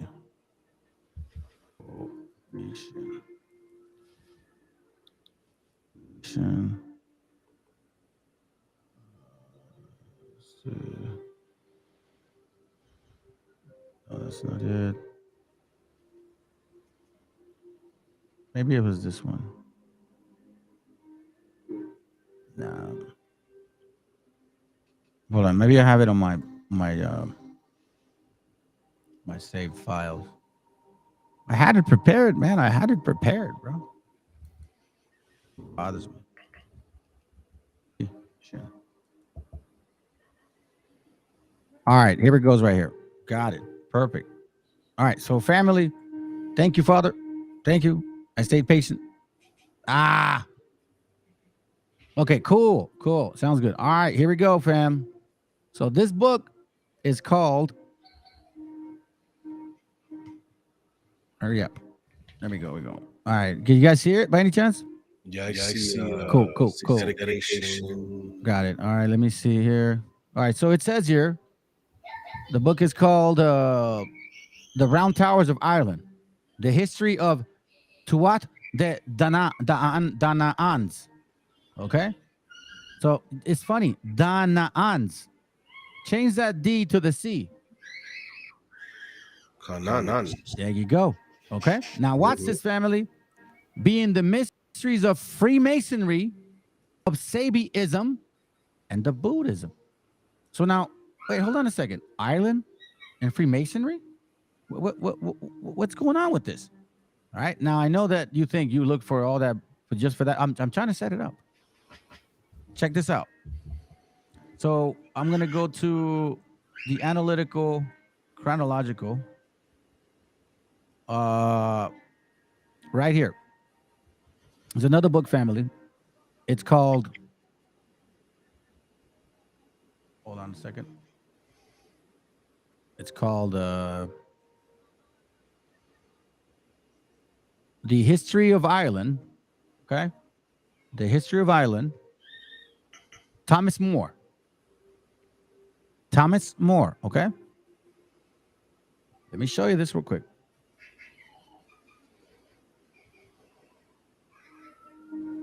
We're going to go Druids first. Druids. So who are these Druids? We talked about Druids or Celtics, right? Celts. So British Druids, not mentioned by Caesar. Learning of Irish Druids. Astronomical skill of the Irish Druids. They say, oh, it was, because the video says like it was Irish people, right? So you would think that they're the reason. Check this out. Why is this name? Oh, Shin. Why are they in here? Why is that name in here? Phoenicians. The intercourse with the Irish. What? The Phoenicians keep their trade secret. Now, in case you guys don't know, there's a historian called Diodorus Siculus, and he talked about how the Phoenicians had a land where they were manufacturing or producing or going through and getting tin, silver, and gold. But my point being is this, bro. Intercourse of Ireland with Phoenicians, Spaniards. It's like, whoa, what the hell? Right? And that gets more interesting. Phoenicians in Irish alphabet. Check this out. Spanish, let's see, which could not, let's see, page 2. And which could only have arisen out of her connection with those of Phoenician colonies. Meaning that these islands, like Ireland, in the sort of notoriety which Ireland early, as we shall see, acquired and which could only have risen out of her connection with those Phoenician colonies. Huh. At a period too, when the Phoenicians, with far more knowledge, it is probable of the art of navigation. So now we're seeing that Phoenicians were in Ireland, correct? That's what they say. Ireland known to the Phoenicians. The jealousy with which the Phoenicians contrived to conceal from the Mediterranean neighbors their remote source of their wealth had prevented, even in the time of Homer, more than a doubtful and glimmering notion of the Sea of the Isles beyond the Pillars in Gibraltar, over there by Spain, right? Granada, all of that area. That's where they were getting the tin from reaching the yet unexcursed Greeks. Enough, however, had transpired to awaken the dreams alike the poet and the adventurer, and while Homer embellishing the vague tales which he caught up from the Phoenician voyages. So when they tell you that, they were scattered everywhere, well, guess what? These Phoenicians were traveling everywhere, and we know that who the Phoenicians are related to. In case you guys don't know this, they're of the Hamitic Canaanite tribes. Once again, why are they involved with Druidism? And what does Masonry have to do with Druidism? Like, we need to start asking these questions because we're dealing with Freemasonry here in America. Are we not? Yes. It says here, it is thought, moreover, to have been a special information direct on the Phoenicians that the poet acquired his knowledge. So he's talking about that the Phoenicians were the ones that fed him this information, shaping his course along. It's talking about how the Phoenicians traveled all of those areas. See? Watch this. It shows here, shaping his course to the north along the shores of Spain, the old track of the Phoenicians' voyages between Gades and Galicia stretched from thence across the ocean to the Estrumudius or Tin Isles. Tin. Right? Then remember the scripture talks about Tarshish was digging for tin. Ezekiel 27. Now, I'm just kind of touching on this real quick. We keep seeing Phoenicians again, Phoenicians again, Phoenicians again, Phoenicians again. Okay, so now you guys get the point. You guys get the point. Okay, so now check this out. I'm gonna give you something here, and this is funny. These Phoenicians, they don't like somebody. Okay, so it says here, Alexander the Great, before the reign of Alexander the Great, that these two memorable expeditions occurred. Those ancients, therefore, from whom the fame of the sacred island had been handed down, could have been no other than the Phoenicians of Gades, or Gods, whatever, of the Galician coast of Spain, who through so many centuries had reigned alone in those secluded seas, and were the dispersers of religions, as well were the dispersers of religion. You see this? Mm-hmm. And as well as of commerce, wherever they bent their course. Watch this. At how early period is remarkable, people began to spread themselves over the globe. The inscription legible for many ages on the two pillars near the font of the Magi at Tangier. We fly from the face of Joshua, the robber. Who is this? The Canaanites, the Jebusites, the Philistines, all of these guys. Right here is telling you who did Joshua deal with? Who did he war with? With Canaan. Right. No one else. Okay? So now, let's put this aside. Let's read Tarshish, Ezekiel 27, just to kind of touch on the point. Ezekiel, where are you? There you go, right here. I got you, bro. 27 and verse 12. So you can see. Ezekiel 27 and 12. Mm-hmm. Tarshish was thy merchant by reason of a multitude of all kinds of riches, Mm-hmm. with silver, Mm-hmm. iron, tin, Mm. and lead. Mm-hmm. They traded in their fairs. All right, who is he talking to? Verse 1 and 2. Bring it to one. All right. The word of the Lord came again to me, saying, Now the son of man, take up a lamentation for Tyrus, Oof. Go ahead. and say unto Tyrus, O thou art situated at the entry of the sea, Mm-hmm. which art a merchant of thy people for many isles. It's the Gibraltar, where Spain and Africa connect. That's where they had control. Tyre and Zidon, just like Amos 6, right? Tyre and Zidon. Go ahead, bro. Thus say the Lord God. Wait, is this it? Hold on, my bad. Is this it, Amos, or is it? Amos 6 and 1. No, I know, but is it the one about Tyre, or is it Jonah, or which one is it? Micah? Micah 6. 28. Ezekiel Yeah, 28. Micah. No, hold on a second. Which one is it? Micah. Hold on. It's one of these books. Amos, Daniel, Isaiah, Nahum. I can't remember. Which one is it? Which one's the scripture that Joel? That's it. Go for it, bro. Joel. Check it out. Verse 3, Joel 3:4. Joel chapter 3, verse 4. Mm-hmm. Yea, and what have you to do with me, Tyre, and Zidon, and all the Palestinians. Now, check this out. Nate the Snake from IYC says that the Palestinians are the Philistines. But the Philistines are the Canaanites. Make it make sense, Nate. Keep going, bro. Will ye render recompense? And if ye recompense me swiftly and speedily, I return your recompense upon your own head. Because ye have taken my silver and my gold, and have carried into temples my goodly pleasant things.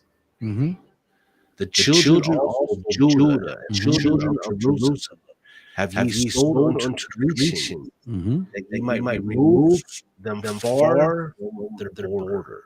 See, and in case you guys don't understand or don't know or want to assume that it was just one people that came here, no. I proved it in several books that wherever the Spanish flag was, the African was there holding the pennant. Okay? So when you talk about old Tyre and Zidon, what are you going to do? Right? They were all involved. But yet here we're being told that no, this is people over there in Africa. So I'm trying to connect the dots here. Like, how is Africans affecting us right here? Are they affecting you, bro? They're I mean, people in Africa though, like in Africa, are they affecting us? No. Like, damn, I don't mean they're not affecting me, you know. So anyway, let's go back to that before I lose my point. Excuse me. Ezekiel 27, chapter 12, verse 12, sir. So we can see it.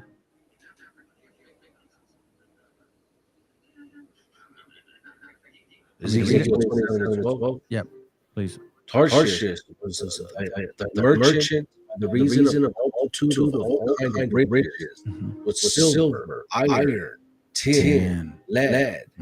They traded by fairs. So, in case you guys don't understand that, how do you identify people? Well, the scriptures. You use the scriptures to identify them. Come on, man.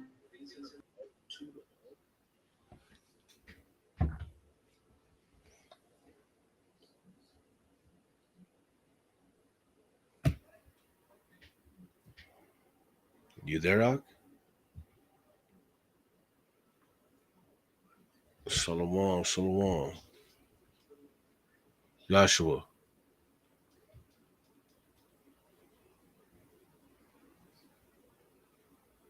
Yo.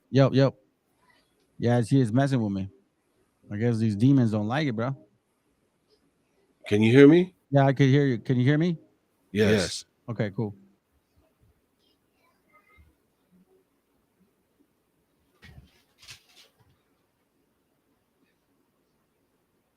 Yo. Yeah, she is messing with me.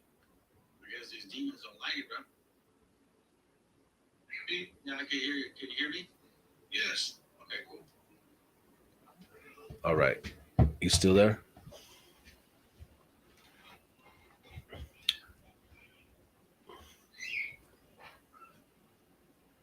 Joshua. You there, Rod? Looks like we having a little bit of technical difficulties. Bear with us. We're just going over the origin of Halloween. So, brother Yashu was bringing out some heavy information how the Phoenicians, they went up to Ireland, right? Am I not getting no sound either? Okay. I don't hear myself either.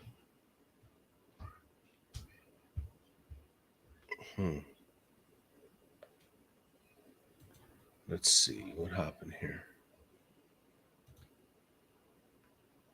That brother clicked out.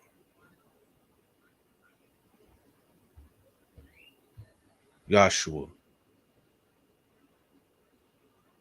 Let me text this brother, see what happened.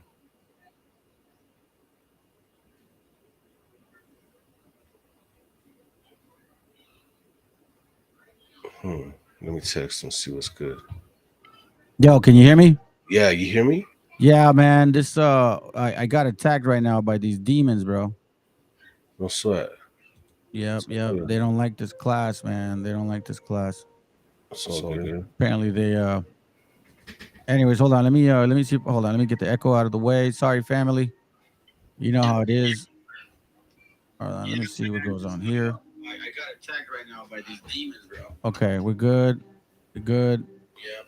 They don't like this. All right. And they don't like this class. Hold on. Use a word.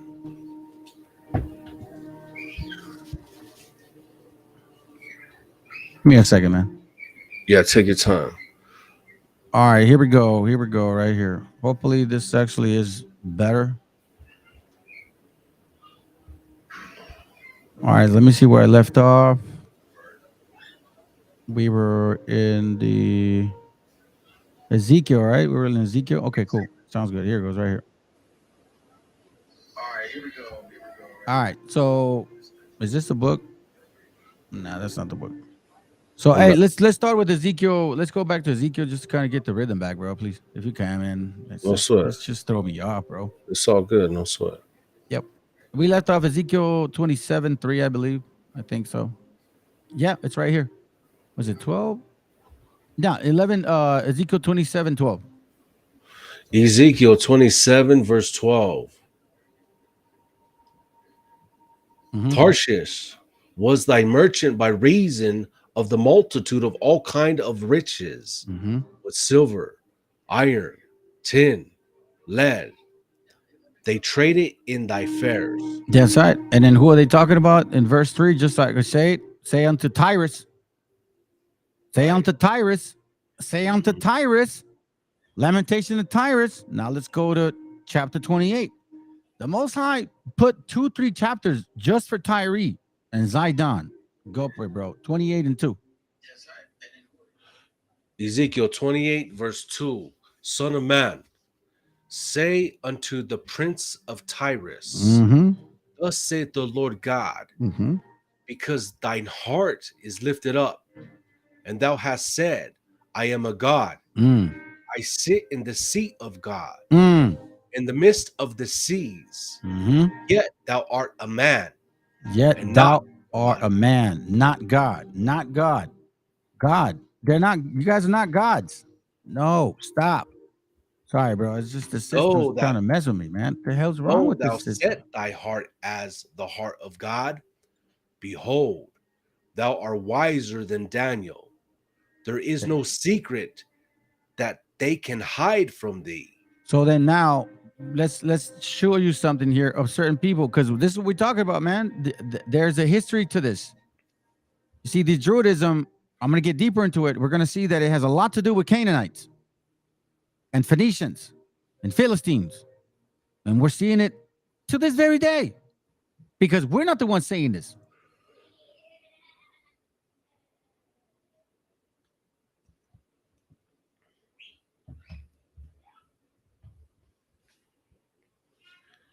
I don't hear nothing, bro.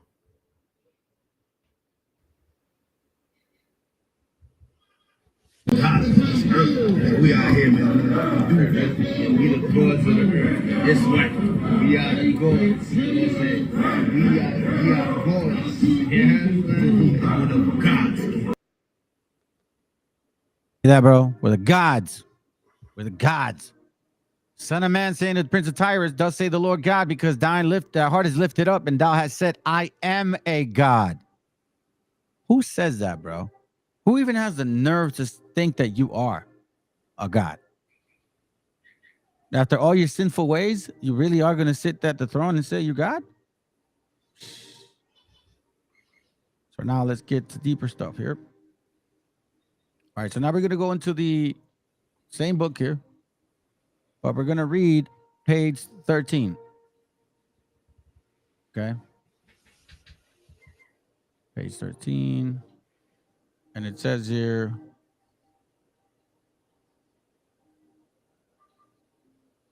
check this out.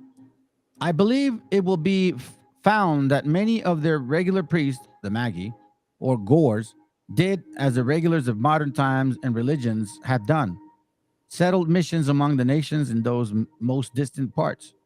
Wise inquiries concerning the first inhabitants, language in Europe. That's an actual book, family, okay?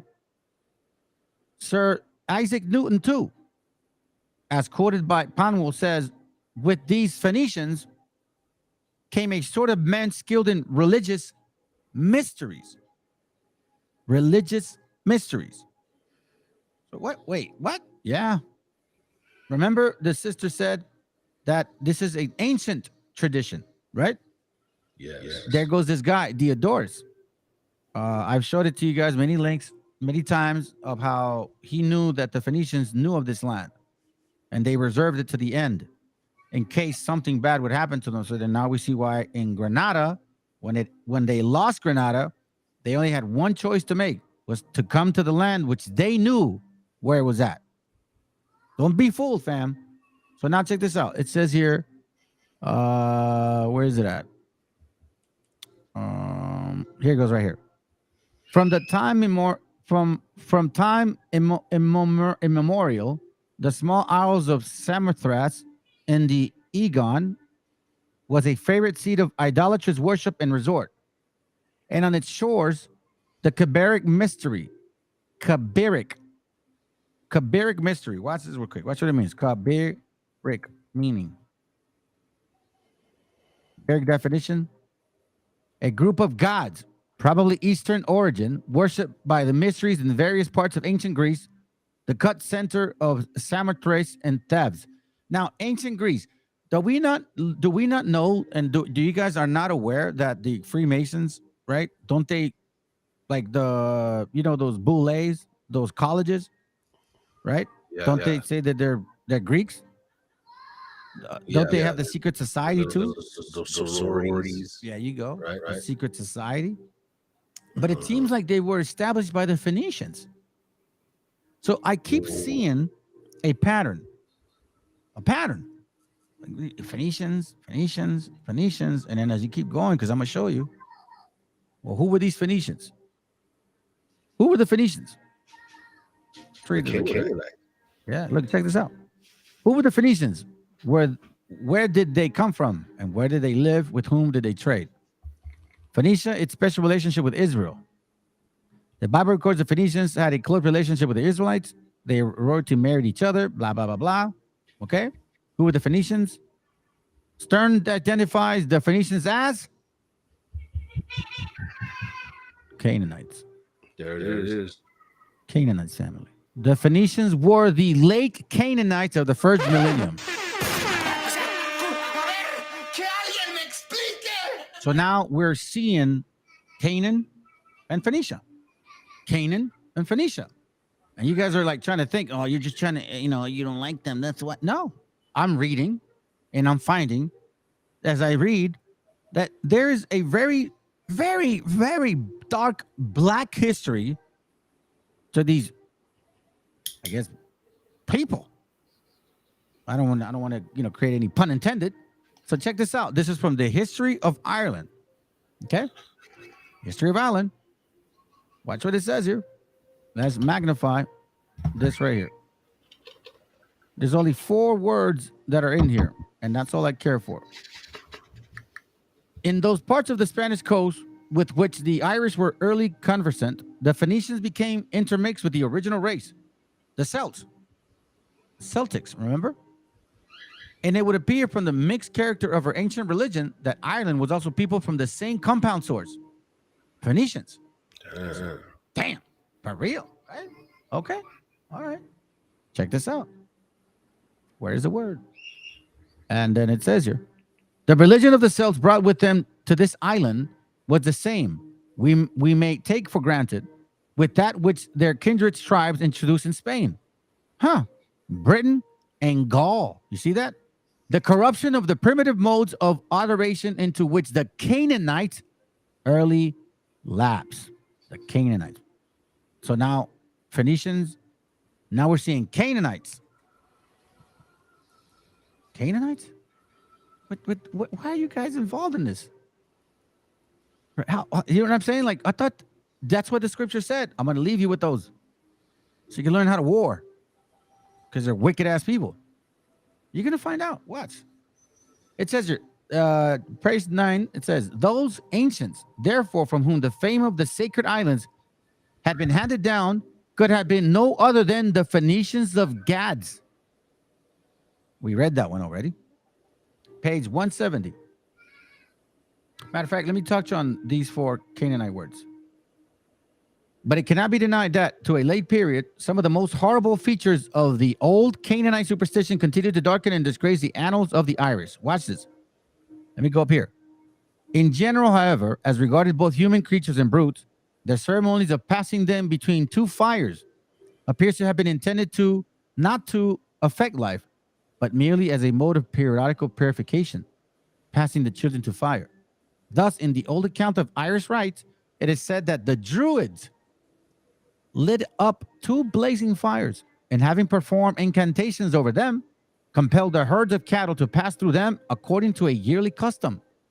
But it cannot be denied that to a late period, some of the most horrible features of the old Canaanite superstition continued to darken and disgrace the annals of Irish. For like the Israelite idolaters, not only did they burn incense in high places and on hills and under every evergreen, because we learned it from them. Remember, the Most High said, when you go into those lands, don't do those things, causing their children to pass through the fire. Right? One more. We see here, and you're going to find the word. I'm going to find you. This is the one that hit for me last time. The mystery, the most common Celtic found in Europe, Asia, similarities, workmanship, there's country, common within the Druids. Okay, maybe it's not there. Let me go to page. There it goes right there. So it says, without going so far back as the land of Canaan. Oh, let me go up more. It says here, we have seen that from the earliest times of her traditions preserve the memory, Ireland was divided into a certain number of small principalities, each governed by its own petty king or dynasty, and the whole subordinate to a supreme monarch who had nominally but seldom really a control over their proceedings. This form of polity, which continued to be maintained without any essential innovation upon its principle, down to the conquest of the country by Henry II, was by no means peculiar in Ireland, but was the system common to the whole Celtic, if not also the Teutonic race, and all the primitive institutions of Europe. Had its origin in the east. Without going too far back as the land of Canaan, in the time of Joshua, where every city could boast its own king, we find that the small and narrow territory of the Phoenicians was, in a similar manner, parceled out into kingdoms. And from Homer's account of the separate dominion of the Grecians chiefs, it would seem that they also were constructed upon the same Canaanite pattern. So, again, I keep finding you guys. I'm not trying to look for you, but I keep finding you. Why? Let me go back to page 18. I'm going to go through this real quick. I'm just trying to connect the pieces, family. We need to know this true history. You can't go by assumptions or what people say. Because look, it's kind of like that whole concept, bro. Like, you know, you have an enemy or you, what's that? Because, you know, we talked about the whole serial killers, right? Right. And you know how a lot of times, well, some of them actually, they'll commit a crime and they'll go back to the scene and try to help. You know what I mean? Yeah. Right? They'll try to help. Like, oh, nah, there's no way this guy's part of it. There's no way this guy's part of it. Right? Try to help. But in reality, what's he doing? It's the same concept here. It's the same concept here. So now, check this out. We're on page 18. It says here, in those parts of the Spanish coast with which the Irish were early conversant, the Phoenicians became intermixed. Oh, there, we read that. Sorry, my bad. Page 36. That's what I was trying to go to. My bad. Hold on. Let me go to page 36.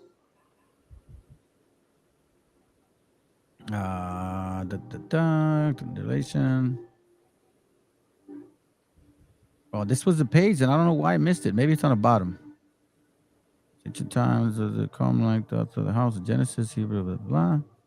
It is evident, so the idolatry. Okay, here it goes on the bottom. From the word Bethel, the name Bet-Li applied to the sacred stones of the pagans and was evidently derived.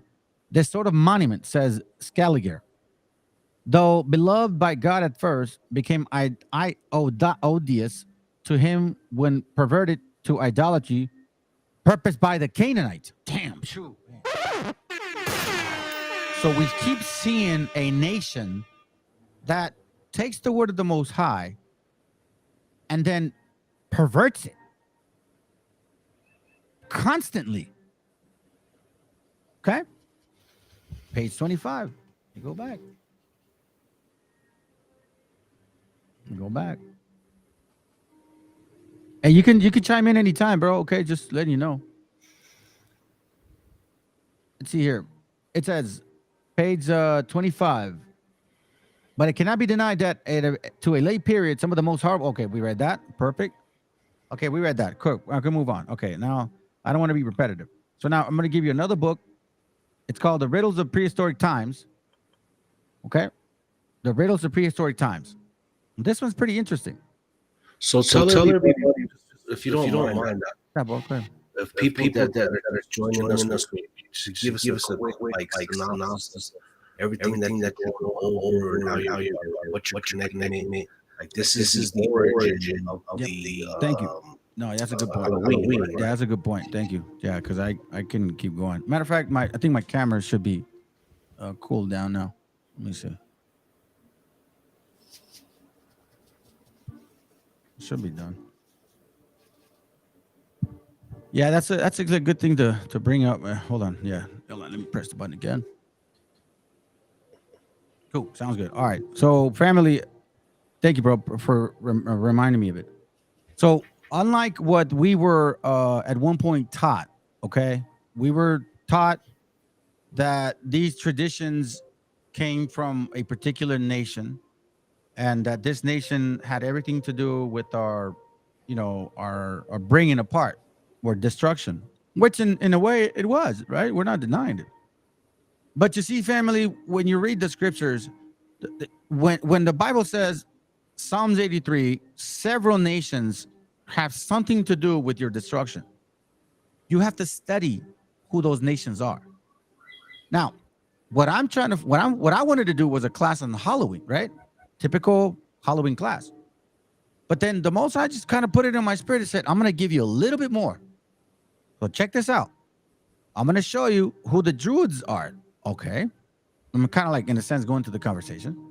And then I'm going to give you some more information as to how they're connected to this whole thing, because you found the Phoenicians last year. Yeah, almost 2 years ago. You've been talking about it. Okay, so now I'm going to give you more things to connect. So what we found out, family, is that Halloween, Sam Rahim, the whole trick or treat, the pumpkin, all these idolatrous things have something to do with the tribe of Canaan and Phoenicia, not just Edom. So when you read the scriptures, what are you to do with what am I to do with you, Tyree or Zidon?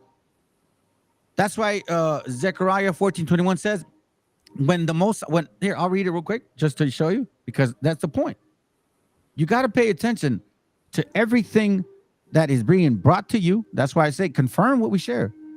Why is this in here? Zechariah 14:21. Yea, every part of Jerusalem and in Judah shall be holiness in the Lord of hosts, and all they that sacrifice shall come and take of them and see it therein. And in that day there shall be no more the Canaanite in the house of the Lord of hosts. So weren't they in our land? Didn't we tell them? Didn't Joshua say, get the hell out of here? Don't they say, oh, the robber, we want to run from Joshua. I don't like that guy. Right here we're saying they're in our home again. Judges 3:5. I left them so you can learn how to battle. So guess what? All these traditions. They brought these traditions to the Anglo man as well, bro. That's way back. This was not an Anglo tradition. This was an African, Canaanite, Phoenician tradition. Wow. And that is just the way it is. You slice it how you want. These are books that are bringing you facts. Watch this. For the same book. The Iberians in ancient times Here, let me magnify this. I'll put it right here so they can see it. Right? Let me go there. Oh, hold on. Stop. All right, here we go. Right here. Do you guys see that? You guys can see that? Is that good? Yeah, I see it. Okay, cool. Let me go here. All right, it says here, the Iberians of ancient times. The Iberians of ancient times. Hello. Okay. The Iberians of ancient times inhabited the western and southern parts of Europe, in the northern parts of Africa. In fact, all parts reach from the Mediterranean Sea. So you see the northern parts of Africa, like Gibraltar and all that part, right? Okay. The Basque in Spain and France, the little dark Welshmen, the Scot, the Black Celts to the west of Shannon Rivers in Ireland, as well as the same kind of men in Brittany, meaning in Britain, and Aquitaine in France. The Gauchis of Canary Islands and the Berbers in Africa are probably the remnant of that race. Wow. So these guys been around. So when they say Deuteronomy 4:27, we've been all over the world because they took us. No, Uncle Tremont, Fred, you actually been traveling, passing around your religious ways. Because unfortunately, family, we're seeing it here in America. Who's promoting these songs? Who did that video last year? The brother, the black dude, and he was like laying, like doing a lap dance on Satan. Or something bro. Are you telling me that this is something that you're just gonna ignore? Why? Because you're gonna be politically correct?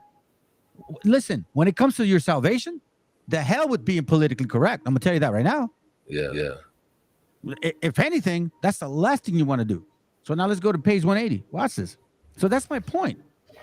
I don't intend to like find this, bro. Like, oh yeah, I'm gonna let me see if I can find Canaan in here. I'm not interested. Like, I really want to walk away from this, but it's like the Most High is like, nah, I'm gonna give you more. I'm like, damn. Okay, let's go. So now we're gonna go to page 180. This is gonna be very interesting right here. If I can load up. 180. Okay, so here we go right here. Watch this real quick. This is crazy. The work described by in 1850 the Christians.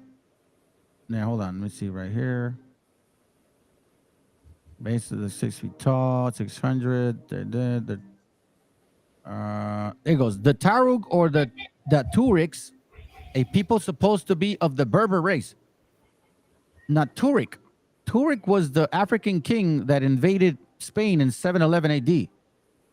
A people supposed to be of Berber race are descendants, according to their own tradition, from men who came from Canaan. Now it says here they are of a white race, though of a dark complexion. That's even so-called what? Black Edomites? It's just getting nuts, bro. It's just getting nuts. Yeah. Right? So it's like, bro, this is interesting because now we're like, wait. So watch this. Here it goes. In Tyre, here, now I'll go here. Okay. The people of Tunis speak an Arabic dialect. They resemble the Bedouins of Arabia, and those are dark Africans.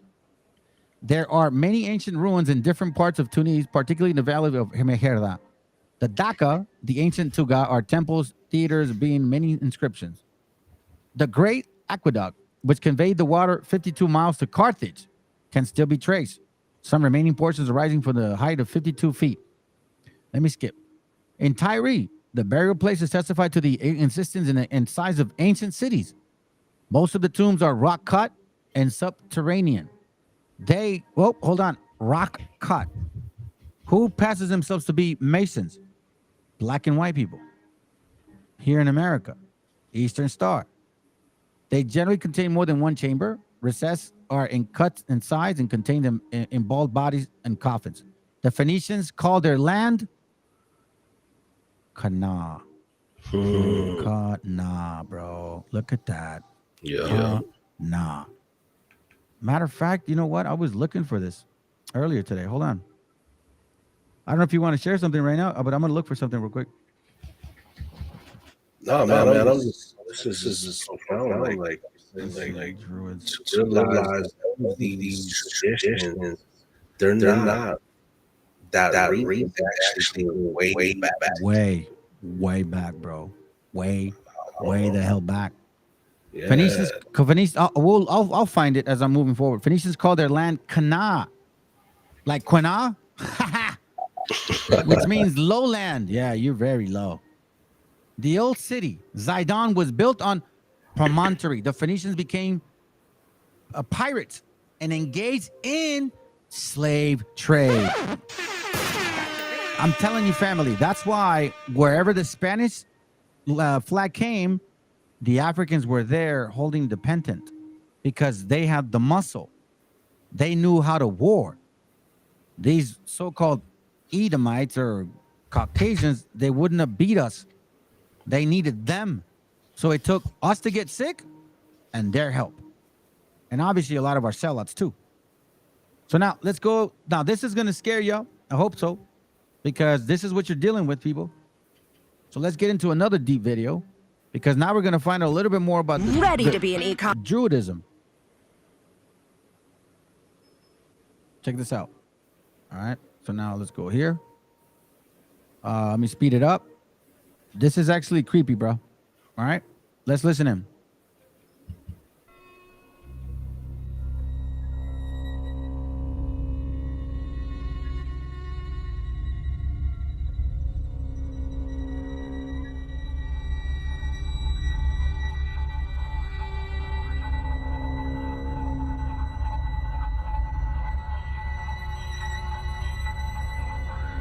The following is taken from The Celtic Book of Days by Caitlin Matthews.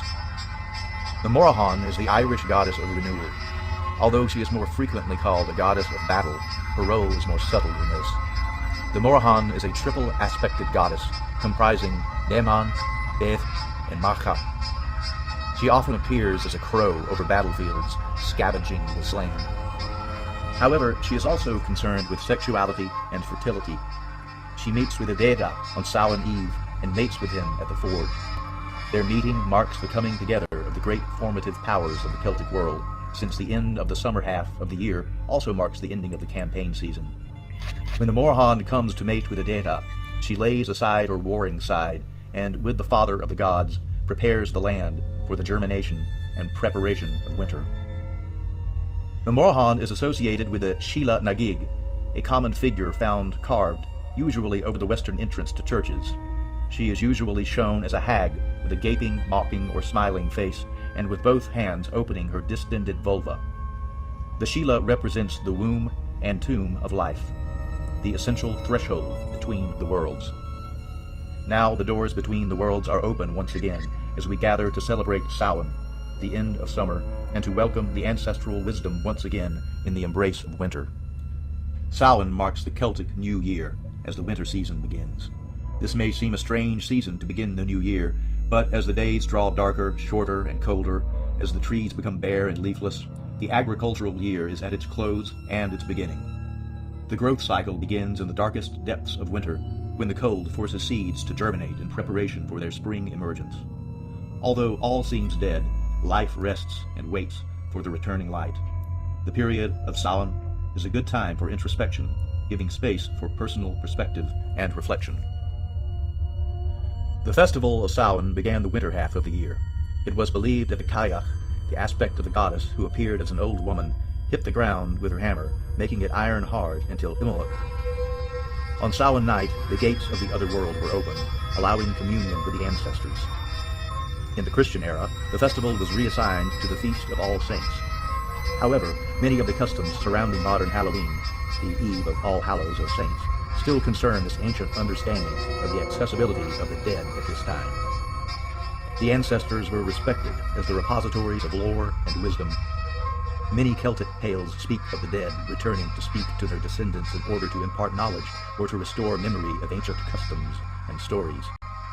The feasts of both Samhain and Beltane were considered to be outside the boundaries of normal activities when supernatural events take place. The barriers between humans, ancestors, gods, and fairies are overthrown, and they can visit each other's realms.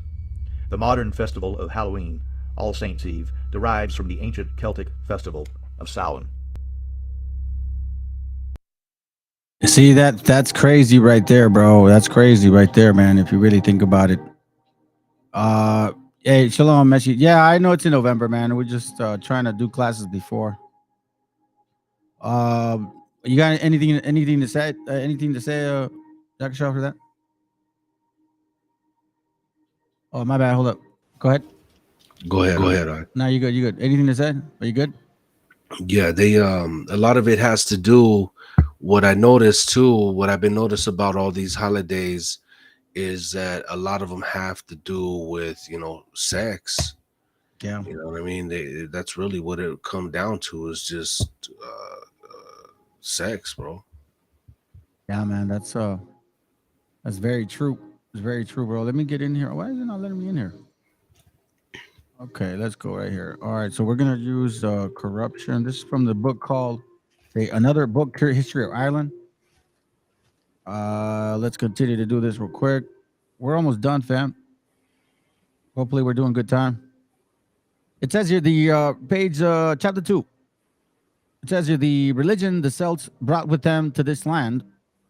See, so it's talking about the Celts. You see that how it's identified the Celts as some other people, right? Brought with them to this land was the same we may take for granted with that which their kindred tribes introduced in Spain, Britain, and the Gaul, the corruption of the primitive modes of adorations in which the Canaanites early lapsed. I think I read that already. Let's see. I might have read this, family, so excuse me real quick. Let me just check something. If I did, forgive me. Maybe I put two notes. The Druids light up to blazing. Yeah, I did. I read this. Okay, cool. I read this already. Okay, all praise to the Most High. Cool. Sounds good. So now, check this out, family. When they tell you, believe them.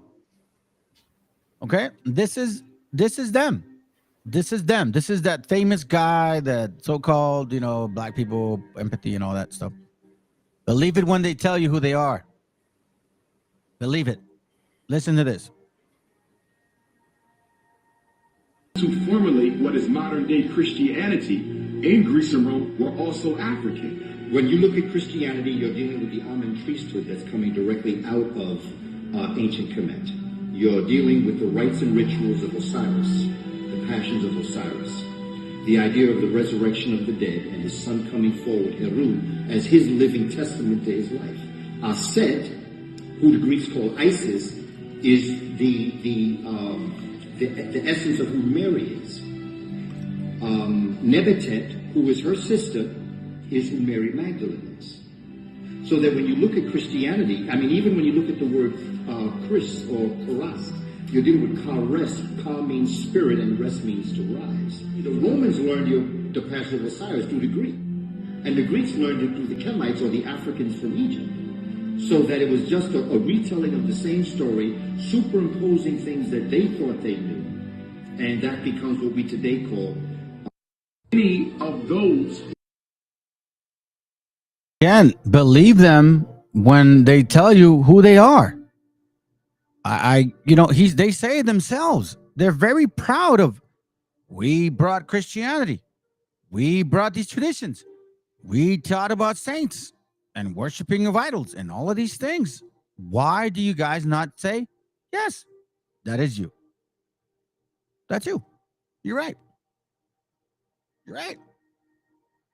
So again, we read Jubilee 10. I'm glad that I read it because, at least we understand now that there is a people that are very rebellious and they're going to do what they're going to want to do.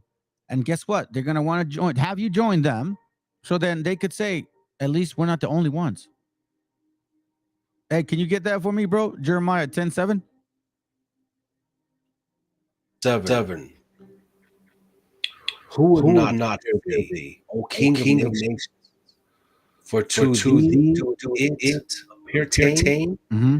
For as much as among all the wise in nation, and in all the kingdoms, there is none like to thee. Mm-hmm. But they are altogether foolish. The stalk is a doctrine of vanity. Damn. Go for it. Silver spread plates is brought from Tarshish, and gold from Paz. The work of the workman, the hands of the founder. Gold and purple is their clothing. They are all the work of cunning men. Listen, man, if you guys are not aware of this, this is literally telling you. It's literally telling you, okay? Watch this. What does it say? Blue and purple? Yes. Look at that. Blue and purple is their clothing. That's purple, right? Purple garment, blue garment. Look at that, bro. Purple garment, blue garment. Purple garment, blue garment. Look at that. Look at that. So it says here, silver spread into plates is brought from Tarshish, and gold from Euphaz, and the work of workmen, and the hands of the founders. Blue and purple is their clothing. They are all the works of cunning men. Do we not see this? Wow. Why is this man teaching in Africa? He's over here using videos from 5 years ago to tell you so-called Hispanics that one day you're going to fly like them and look like them. Come on, man. Come on, family. It's time to wake up, bro. Yeah, this is too easy. I'm sorry. It's too easy. Go ahead, bro. If you want to add, or you can get Isaiah 5:21 for me. Yeah, bring it up. All right, let me read. Hey, shalom, bro. Oh, wait, hold on a second. Shalom, Meshi. Let me read this real quick. Oh, yeah, I'm not going to read all that, Rick, but thank you.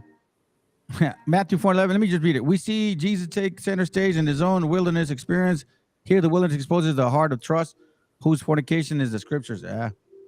Let's see what you got, bro. About done. My bad. No, we're about to finish, but no, you could, got another maybe 10, 20 minutes. Shalom, carnales. We're just trying to build, bro. We're trying to help our brothers out, Yeah, we don't want you to just die, man. At least if you're gonna die, die righteously. You know what I'm saying? That's for sure. Isaiah chapter. Sorry.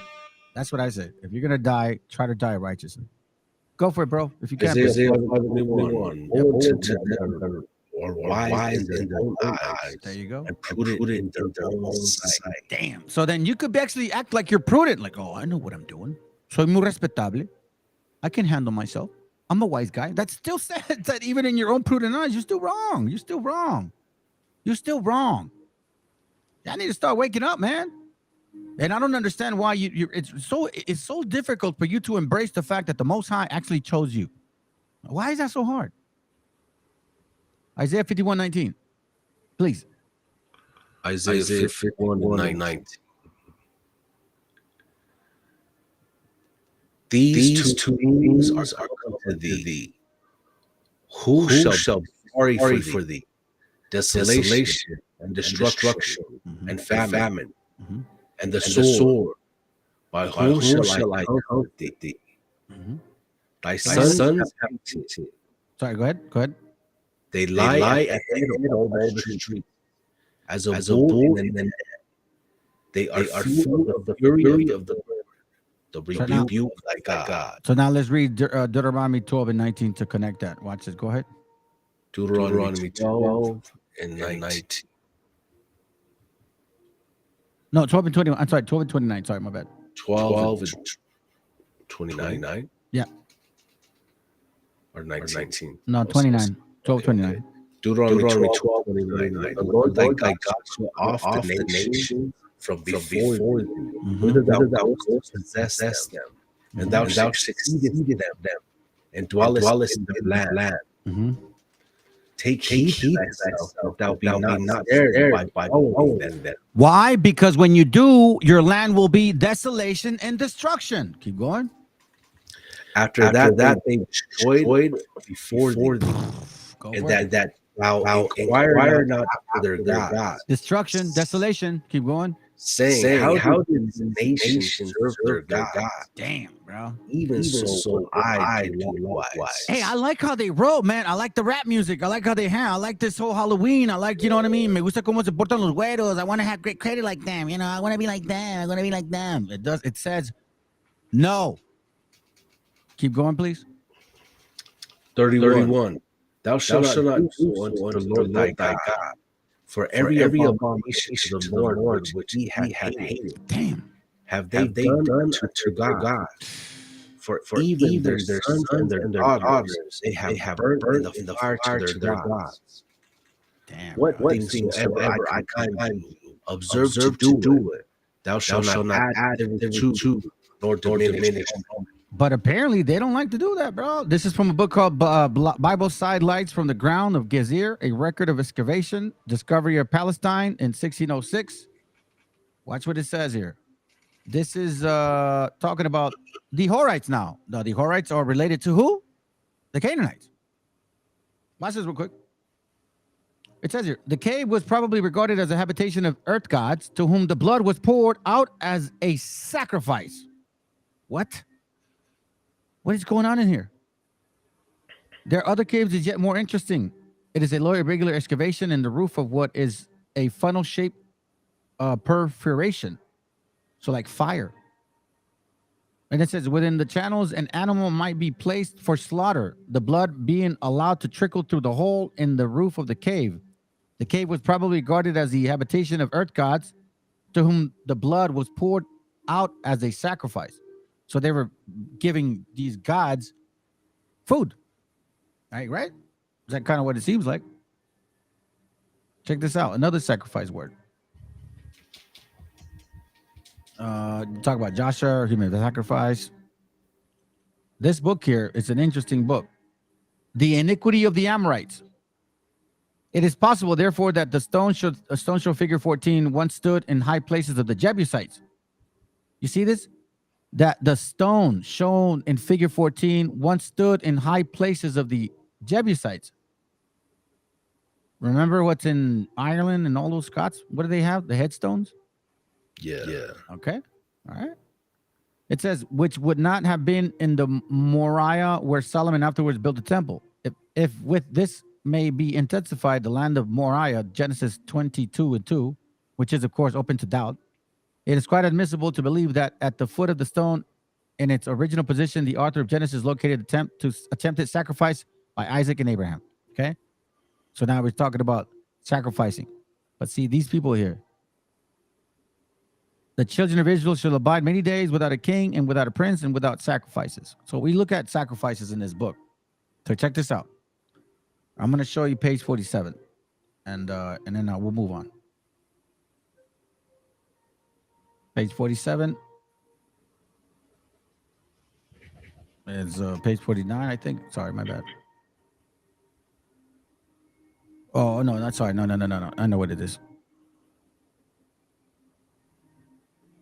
Children. Watch.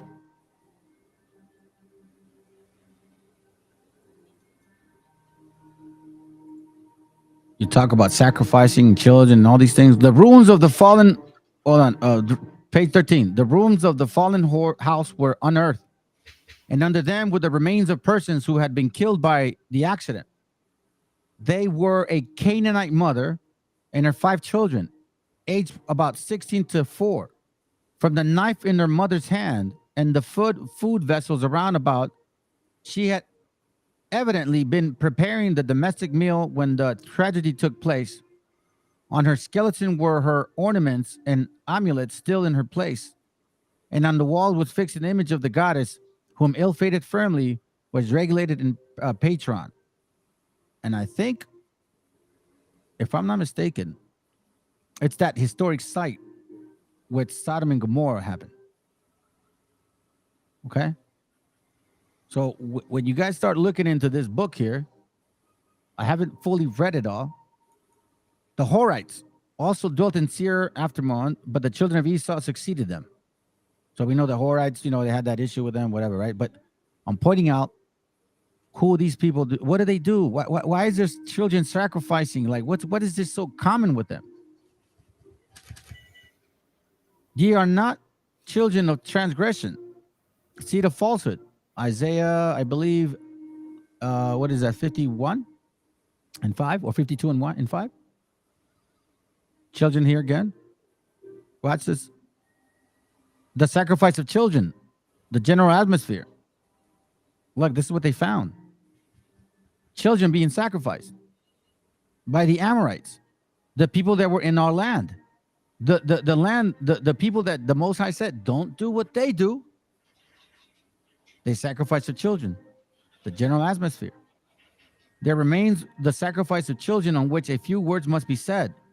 All around the feet of columns and over the whole area of the high places, the earth was discovered to be regular cemeteries in which the skeleton of young infants buried, their infants were never more than a week old. Damn, bro. Hold on a second. I got one more for them, bro. Who are you, bro? They were deposited in large jars, and with them were placed smaller jars, possibly for food for the use of the little victim in the another world. Two at least of the skeletons showed marks of fire. Check this out. The iniquity of the Amorites. The sacrifice by fire of children to Moloch is prohibited by Leviticus 28 and 21. Okay. Now we're doing to this one, Judaism, and then we're going to finish it off, and that's it. These are the books that I wanted to show you. You guys can get them yourselves. Judaism, the Ancient Faith of Britain, 1924. Okay, watch this.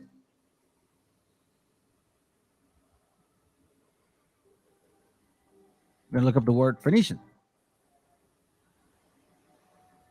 Druids, Phoenicians, Druids, Phoenicians, Druids. So the Phoenicians had something to do with who? Druidical schools, the sword bearer knights, Templar, Freemasonry, the prayer of Chief Bart, Judaical circle stones, Stonehenge, and Phoenician art. Hold on a second, bro. So now, keep in mind that Canaanites, that there's one of the tribes, I think it was the Amorites or the Horites. I think the Amorites were the big ones. And then the Jebusites were like the warriors, like the football players. Guys really need to dig deep into this. The Celtic language, according to some authorities, is a dialect of the Phoenician language. Phoenician being a near relative of the Hebrew. The Phoenician inhabitants of Tyre are said constantly to have visited the western parts of Britain between 1200 BC and 500 BC, and to have carried on a considerable trade with the inhabitants in tin and other articles. Okay, I'm gonna look up for tin real quick. Just one word. I think it's just one. Keeps finding tin, Tarshish, Tyre and Zidon, Canaan.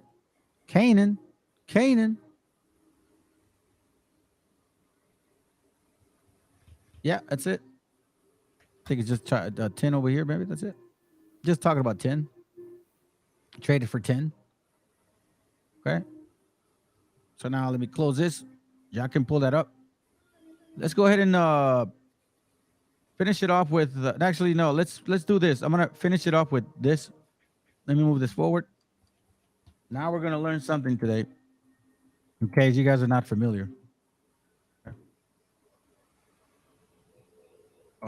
Let's see real quick. Hold on a second. My bad, family. Okay, here we go. Now we're going to show this video here. You guys know who this guy is. Here it goes right here. Okay, so now check this out. Joe Rogan, okay? I'm going to make this fast because I don't want him to block my channel. So check what he says here.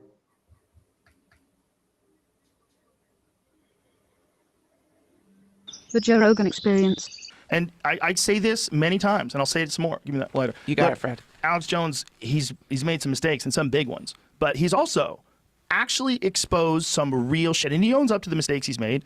They're not good. He doesn't think they're good. There's a thing about finding conspiracies everywhere that's not good for your brain. I really believe this. I think that if you go looking for those things and that's all you look for, and you look for them all the time, you can get real paranoid and real crazy. And then there's also a bunch of people that are trying to stop you from doing that because you do expose some crazy shit. You know, he was talking about Epstein a long time ago. I know. A long time ago. He was saying there was a fucking island, and they take all these rich politicians and some celebrities, and they bang these kids. And I was like, did you hear that, bro? Did you hear that shit? Did you hear that, bro? Go ahead, man. I had you on mute. Matter of fact, do me a favor. When the video plays, go ahead and mute it because then they say you get echo. So I don't mute you no more. Go ahead. You want me to mute mine? Yeah, when I play the video, though. When I play the video. All right. Because they say they can hear you. Nah, but go ahead, man. You hear that, too? They're banging children, bro. Yeah. Check this out. But that's not even the interesting part. Watch this. And they bang these kids. And I was like, come on. He was telling me this a long time ago.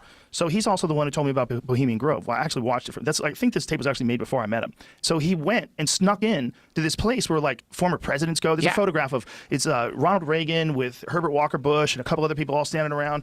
And it's like these are the people that used to hang out at this place, and they would put on robes. And they would worship an owl god, and they would burn an effigy. And they're playing. And Alex snuck in and made video footage of this shit. And then no one's denying that it's real. This really did happen. They're in with these bankers and former presidents, and they're dressed like druids. They're in with these bankers and former presidents, and they're dressed like druids. Yes. And some guy. That, bro, dressed like druids, man. Bro, this is an ancient tradition. We talked about this, man. Remember, I don't want to believe it, bro, but they kidnapped these children and sacrificed them to Moloch, bro. Yeah, they did that. Alex Jones brought that out. All the politicians were, in that forest over there, right? And they were sacrificing to the giant owl-looking statue, Moloch. Yeah. We're gonna see it right now. Just listen to this real quick again. Druids, yes. And some guy. What? And they would worship an owl god, and they would burn an effigy. And they're playing. And Alex snuck in and made video footage of this shit. And then no one's denying that it's real. This really did happen. They're in with these bankers and former presidents, and they're dressed like druids. Yes. And some guy brings over something it's an effigy that's supposed to be a body, a wrapped up effigy. It's also a bunch of sticks in a blanket, but it's like shaped like a body. Yeah. And then they drop it on the fire, and they're all worshiping an owl god. See what I'm saying, man? That's why you guys have to really be careful. Like, it's not joking, bro. This is not a joke. These things are literally surrounded. That's why they love this holiday. This is the time for them where a lot of children do go missing. I do hear that report, but I really don't even. I don't want to believe it, man, because I get scared, bro. I get scared. Let's continue to listen into this and see what else they share. Let's go. The dense forest of Northern California is Bohemian Grove, an exclusive retreat set over 2,700 acres. It's owned by the elite men-only Bohemian Club. You've never been there, and you probably never will. It's not for you, it's for them. Strange things have been going on at the Grove for over 150 years. Every July for 2 weeks, the elite of the elite. Yeah, that's what That's it right there, right? That's it right there. How they go, like, they like, it's a ride. Right? They sound that way, right? I couldn't find that video, bro. So check it. Here we go. That's it, bro. It's crazy, man. It's crazy, dude. This is what we're feeding them. When you guys celebrate these holidays, you're feeding these people, and they stay in power. As long as you celebrate what they celebrate, they stay in power. Let's go. Turn up and do stuff in secret. The gathering starts with the burning of a human effigy, a ritual known as the cremation of care. Some guy brings over something that's an effigy that's supposed to be a body, a wrapped up effigy. It's also a bunch of sticks in a blanket, but it's like shaped like a body. Yeah. And then they drop it on the fire, and they're all worshiping an owl god. This sounds like a conspiracy theory, but it's actually happening. Some of the world's richest and most influential people turn up every year and burn a human effigy in front of a massive owl. Bro, that's the spirit of Moloch, bro. Wow, bro. Wow. That's the spirit of Moloch, bro. That's freaking nuts, man. Yeah, they're still worshiping this. They're still that's their god. You know what I mean? That's all the elites, politicians, all the people that the people that billionaires and all that. They be drinking baby's blood. They be eating adrenochrome. They be chewing on the pineal glands and this and that, man. You know what I mean? They're sick, homie. Like, they're so sick, bro, that they'll rape little innocent children with ugly ass masks on to scare the shit out of them, bro. And so their heart starts pumping adrenaline into their blood, right? Yeah. And after they're done raping them, they drink that blood, bro, and they get high off of the adrenaline in that baby's blood. That's what it is, bro. This is the this is what we're dealing with. This is our enemy. Wow, bro. Wow. And it's good that you're bringing this out, Ak, because you know what? We have to know our enemy, who our enemy is. We have to know who our enemy is, because I was influenced at a very young age by these people. All right. And I almost died, homie. You know what I'm saying? By trying to follow after their traditions and their ways. You know what I mean? And it was just a life of it's a tradition of death, bro. You know? Yeah, man. And you know, if you look at, obviously we know that these guys are about it, right? These powerful men with prestige, so to speak, with money, right? We understand that. All we have left is our wisdom and the governing of our spirit. But yes.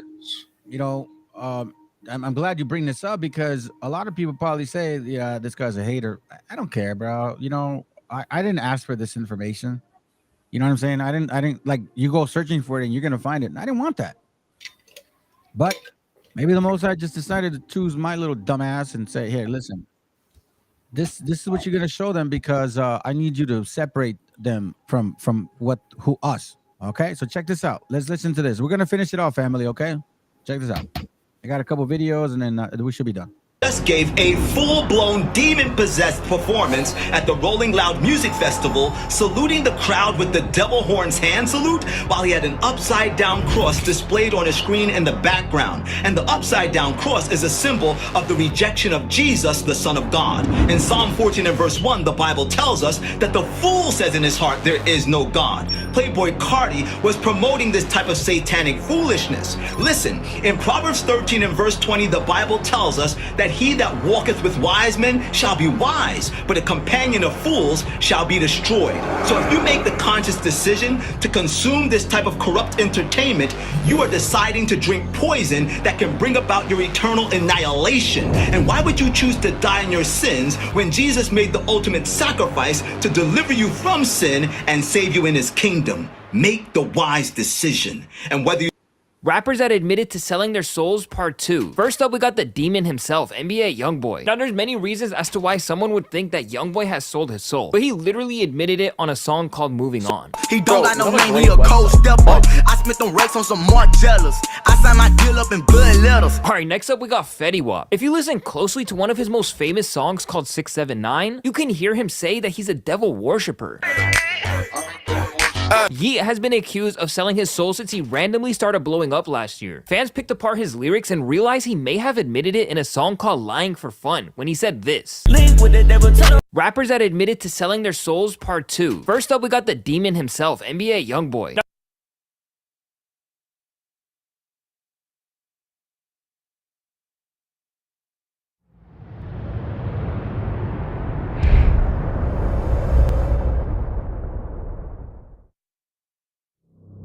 Tabloids, political talking heads, and just about everyone is talking about the shocking performance by Sam Smith and his hellkeeper, Kim Petras, at this year's Grammy Awards show. The performance has been called a satanic display by many who watched, and in a now deleted reply on Twitter to Sam Smith's pictures previewing the performance, the official CBS Twitter page said, "We are ready to worship." So just what were they worshiping? Well, the seductive display of half-naked worshipers bowed down to Smith while he displayed himself in a top hat with devil horns, as flames marked much of the performance as his co-star was kept in a cage as his hellkeeper. The host of the Grammys, comedian Trevor Noah, joked about the performance as he imitated a phone call with his mom, calling him and reminding him that she warned him of the dangers of Hollywood. Yeah, you did warn me about Hollywood. Yes, you did, Mom. Yeah, you did. I will. Thank you. She said she'll be praying for all of us. Thank you. All right. The performance was then followed up by an advertisement by none other than Pfizer, who has also drawn the ire of millions of Americans who believe that this isn't the first time they have helped to thrust something upon the public without any discretion. In an interview, Petras was asked what exactly inspired the hellbent performance.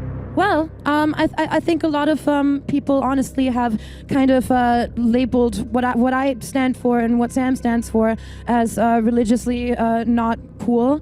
And I personally grew up wondering about religion and wanting to be a part of it, but then slowly realizing it doesn't want me to be a part of it. And so, yeah, it's a take on not being able to choose religion and not being able to, live the way that people might want you to live. Because, as a trans person, I'm kind of already not wanted in religion. So. Hold on a second. Hold on a second. Is this a dude? That's a dude. Shut up. That's a dude. Oh my God, bro. Hold on a second.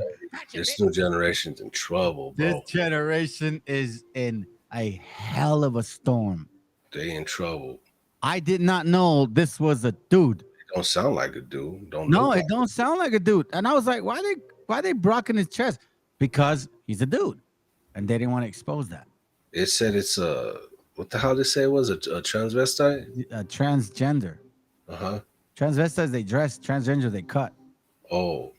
Let's just get to this point here real quick. This is crazy. Look, wait, hold on. I don't even want to see this. Let me move on. This is what I want to show. Check this out.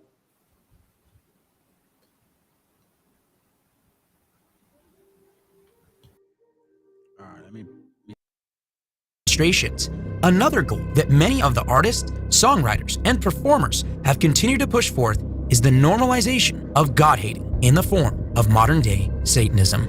In fact, performers have continued to push forth is the normalization of God-hating. That's right there, what you were saying, bro. That right there. Yep, the normalizing all this, and along with it comes the normalization of child sacrifice. And you had brought it up earlier when we was talking about how this coincides with all of the abortions that they be doing. Yeah, I mean, they're technically the ones that are promoting this promiscuousness, this devilish worshiping, through their songs, through their acts. Like I'm sure we get involved because we have a lot of we got dumbasses in Mexico that worship the Santa Maria, the Negra, whatever. Muerta Maria there, right? We get it. But this right here is on another level, bro. Check this out real quick. Let me play it one more time. Let's play it. I actually haven't seen this part. Let me check it out because kind of like now, dude. I cannot believe that's a dude. That's a dude. Damn. Many do not realize that the very founders of the religion, both Aleister Crowley and Anton Szandor LaVey, believed in a literal Satan. Crowley, explaining in his autobiography, The Confessions of Aleister Crowley, quote, "I simply went over to Satan's side, and to this hour, I cannot tell why." And also wrote that he, quote, "was not content to just believe in Satan. I wanted to be his chief of staff." Anton LaVey, being more diplomatic and sneaky with his betrayal, was exposed for the deistic Satan worshiper that he truly was. We detailed this account in our video, True Hollywood Hauntings. LaVey convinced many that joining the Church of Satan was merely a symbol of rebellion and not an actual religion. You see that? We literally just literally read that, bro. The 1 Samuel, that rebellion is as witchcraft. That's why they say, when you think that he's a good friend of yours, his rust hasn't gone away at all. He said it himself. It's not. It's just rebellion. It's not witchcraft. A symbol of rebellion and not an actual religion that believed in a literal Satan. The only problem with that is that they've been lied to. What they simply see as rebellion or the advancement of their will and the acceptance of self was really a delusion painted by not only Satan, but even LaVey himself. In an article by Joe Schimmel titled "The Truth About Satanic Cults," he details his experience with one of the Manson murderers, Susan Atkins, and her knowledge of what. Hey, we talked about this topic, you know what I mean? We talked about this topic. So now they're talking about serial killers, okay? All right, let's continue. Anton truly believed. One of the delusions that we will clear up at the outset of this article is the lie that leading satanic cults do not believe in or truly worship the devil. First of all, it should be understood that Anton LaVey, the founder of the Church of Satan, viewed Satan as a true entity that he actually worshiped before his death. Anton LaVey deceived a lot of people who joined the Church of Satan by claiming that Satan only represented the repressed forces of nature, but was not a real entity. In my interviews with former Charles Manson family member Susan Atkins, who was still in prison at the time after being convicted of 8 murders, she blew the lid off of Anton's lie.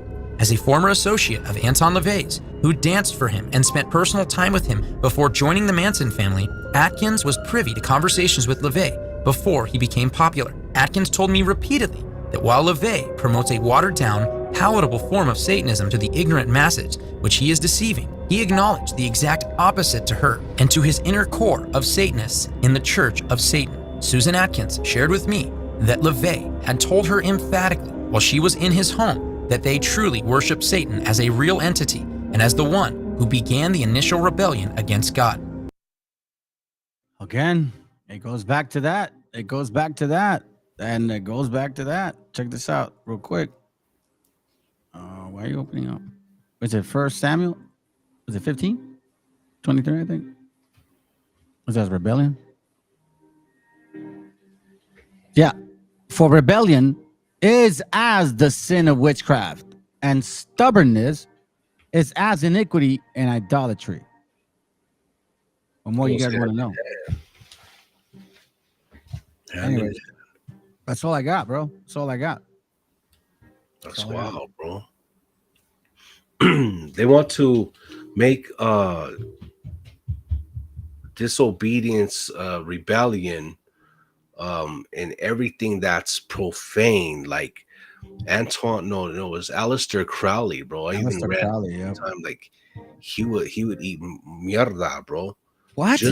Yes, he would eat mierda just to spite God, bro, just because it was awful.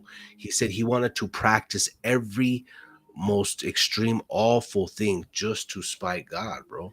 Well, you know that just means, I mean, I don't even know what awful, God, I can't even wrap my mind around, bro. That's like straight Jeffrey Dahmer stuff, bro. The most awful, vile thing you can imagine. Right. And they would practice those things just to spite God, bro. And you know how you were saying how they talk weird and they make these ugly ass voices and all that? Yeah. That's just to spite God. It's like they're trying to bring forth ugliness because it's the opposite of beauty. You know what I mean?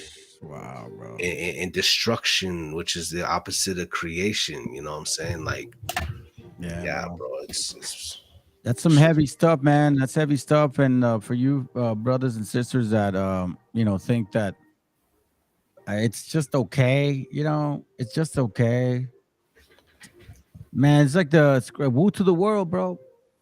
Hey, man, no, you know what? Matter of fact, just here, I'll give this out. Here, I'll go here. I think this will be good. Here, I'll read it. I'm just gonna read it, and if you want to break it down, you can. But I'm just gonna read it. 2nd Ezra 15:14. Woe to the world and them that dwell therein, for the sword and their destruction draweth nigh, and one people shall stand up and fight against another, and the sword in their hands. For there shall be sedition among men. We're seeing it. Invading one another. We're seeing it. There shall not regard their kings nor princes, and the course of their actions shall stand in their power. A man shall desire to go into a city and shall not be able. Are we not being told those things now? Because of this pride, the city shall be troubled, and the house shall be destroyed, and men shall be afraid. Then it says here, a man shall have no pity upon his neighbor, but shall destroy their houses with the sword and spoil their goods because of the lack of bread and for great tribulation. That's happening. That's going to be happening. Behold, said God, I will call together all the kings of the earth to reverence me, which are from the rising sun, from the south, from the east, from the Libanese, to turn themselves one against another and to repay the things that they have done to them, meaning his people, like as they do yet this day unto my chosen, so will I do also, and recompense in their bosom. Thus saith the Lord. All praises, bro. I'm gonna get the definition real quick of that word sedition. Yeah, right? Please. Conduct or speech inciting people to rebel against the authority of a state or monarch, right? So that's sedition. And this is why I'm saying this is why the algorithm is making everything that the Canaanites do popular. Everything Yeah. that they do is always going to be pushed to the forefront. Their music, their YouTube channels, Yeah. everything that they're involved in is because they push this spirit of sedition, knowing that it's going to destroy whatever nation that they are involved in. Yeah, and you know, a brother told me one time, he's like, bro, you know, it's so weird, man. He's like, you should have more subscribers. People should be seeing your channel more. Like, I'm just surprised they don't. I go, yeah, it's the algorithm, bro. They I was don't thinking want that the other day. I was like, this brother, you're actually, I believe you're being shadow banned, bro. Well, I don't even know what that means. That means like, okay, for example, like when you go live, I'm not gonna get a notice. You know what I'm saying? Like, when you put up a new video or something, I'm not gonna get notified by YouTube because this truth is waking up. You can't hear me? No, I could hear you. Oh yeah, it's all right. I could hear you. No, you're good. I could hear you, bro. I could hear you. Okay. Well, anyway, what I was saying was, Salakia, bro. What I was Now that saying, the algorithm, that something about shadow ban, okay? Yeah. Like a channel like yours is being shadow banned, so this truth is not going to come out and reach the children of the Most High God on a large in large numbers. Okay.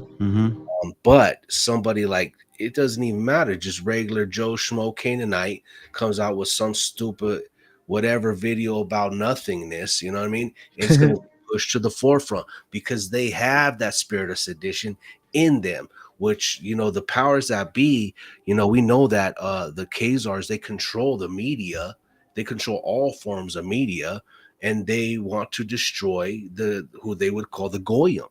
So by pushing the ones that have the spirit of sedition, they're literally in making them popular no matter what it is. They're destroying a nation, bro. Yeah, you know what? That is so true, bro. Because sometimes, like, I'll look at some of these channels, and I'm like, y'all listen to this guy for real?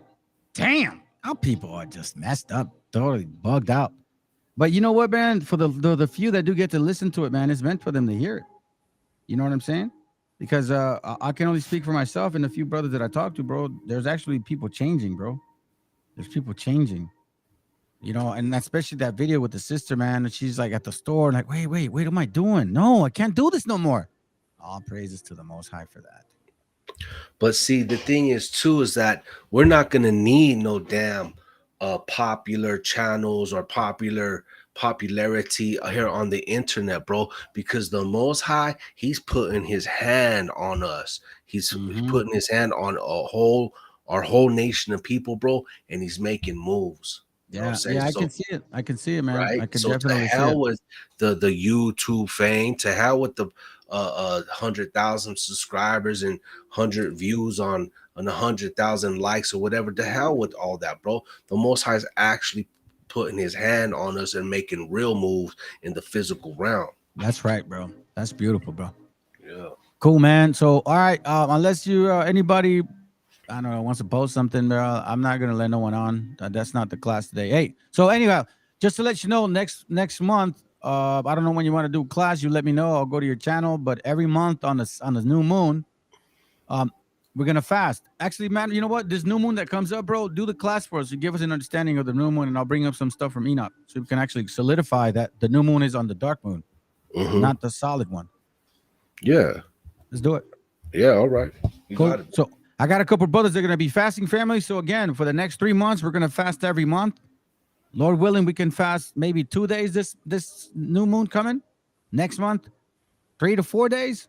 And in December, 7 days. Let's see. This is the time to gain that power because a lot of spirits are exercising their muscle. And our only muscle is fasting and prayer. That's how you get rid of these damn demons, family. I'm telling you right now. Cool. All right. Other than that, man, appreciate you coming, bro. Look forward to being on your channel, and hopefully that's an exciting topic, man. I get a thrill out of these, bro. So, anyways, excellent lesson. I'll praise to the Most High. Okay, family. So you guys take care. I'm gonna play some music, as you know, and other than that, man, I'm gonna do my best to do a class tomorrow morning. It won't be long because I need a rest. But anyways, all right, let me go ahead and choose something, bro. Okay, boys, we'll talk again. We'll chop it up, and have a good night, man. Take care. All right, shalom, Mark. Shalom, family. Shalom, shalom. Yeah. Here we go. Hold on. Let me play this real quick. Here we go. Right here. Boom.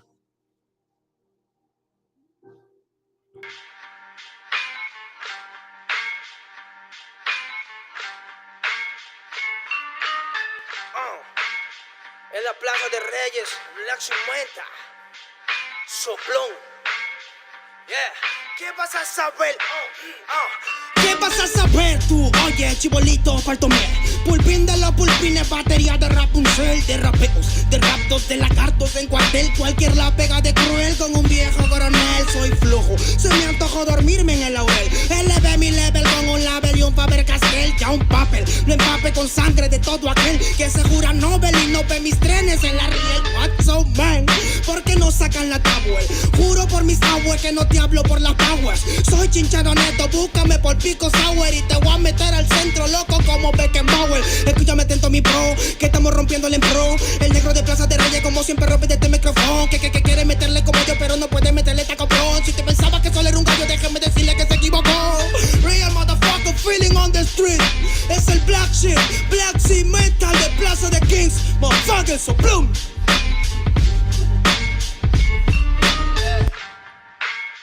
Nero Luigi, man, desde Peña, a la victoria, para que sepa. Incas Mo, it's money gang, yeah. Yo también he llorado, gente. También me han desplazado por mi rasgo afrodescendiente.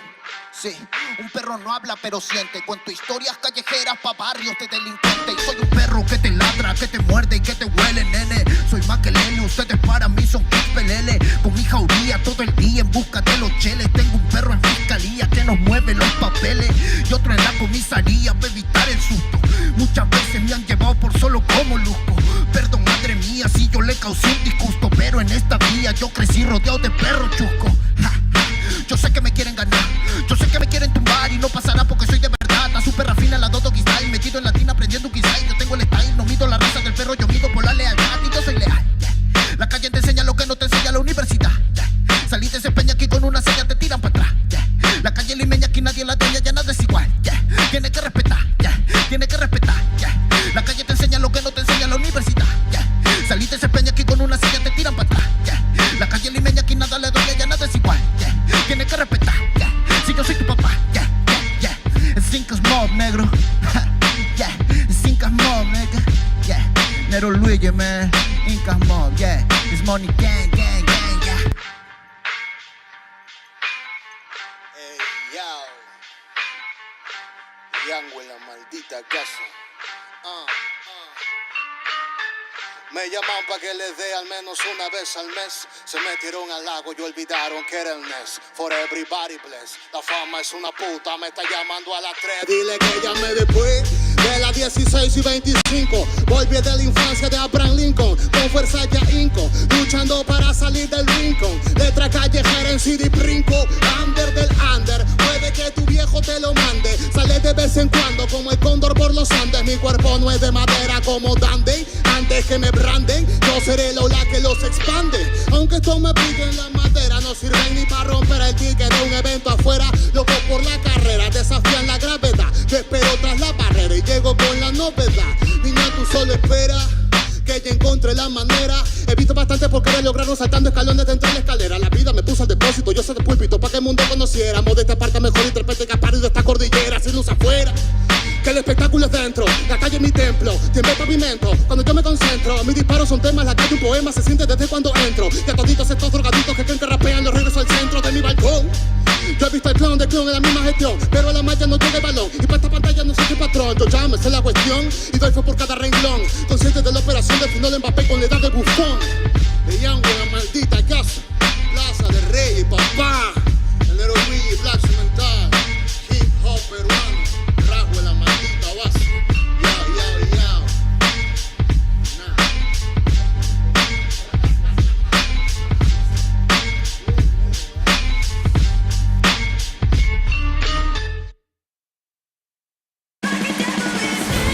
We're about to go on a little adventure together. It's gonna span.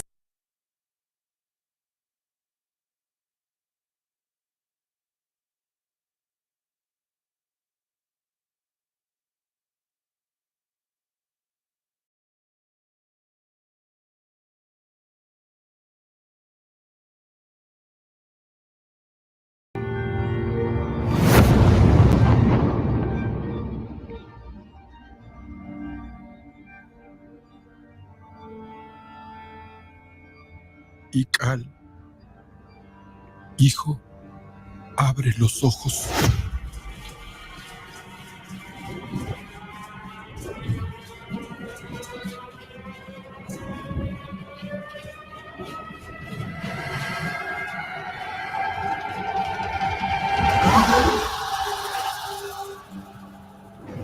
Tu cuerpo se queda con nosotros, pero tu espíritu debe seguir.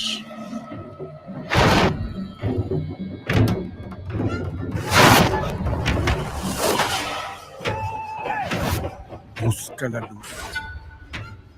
Aléjate de las sombras. Deja que nuestro dolor sea tu fuerza. Desde aquí iluminamos tu camino.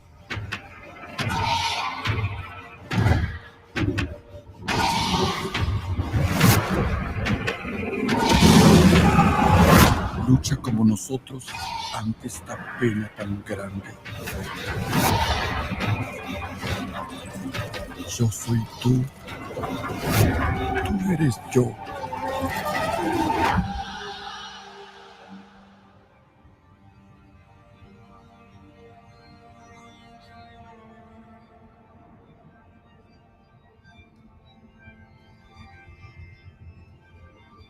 La muerte que hoy nos separa, mañana volverá a unirnos. Eres libre, hijo.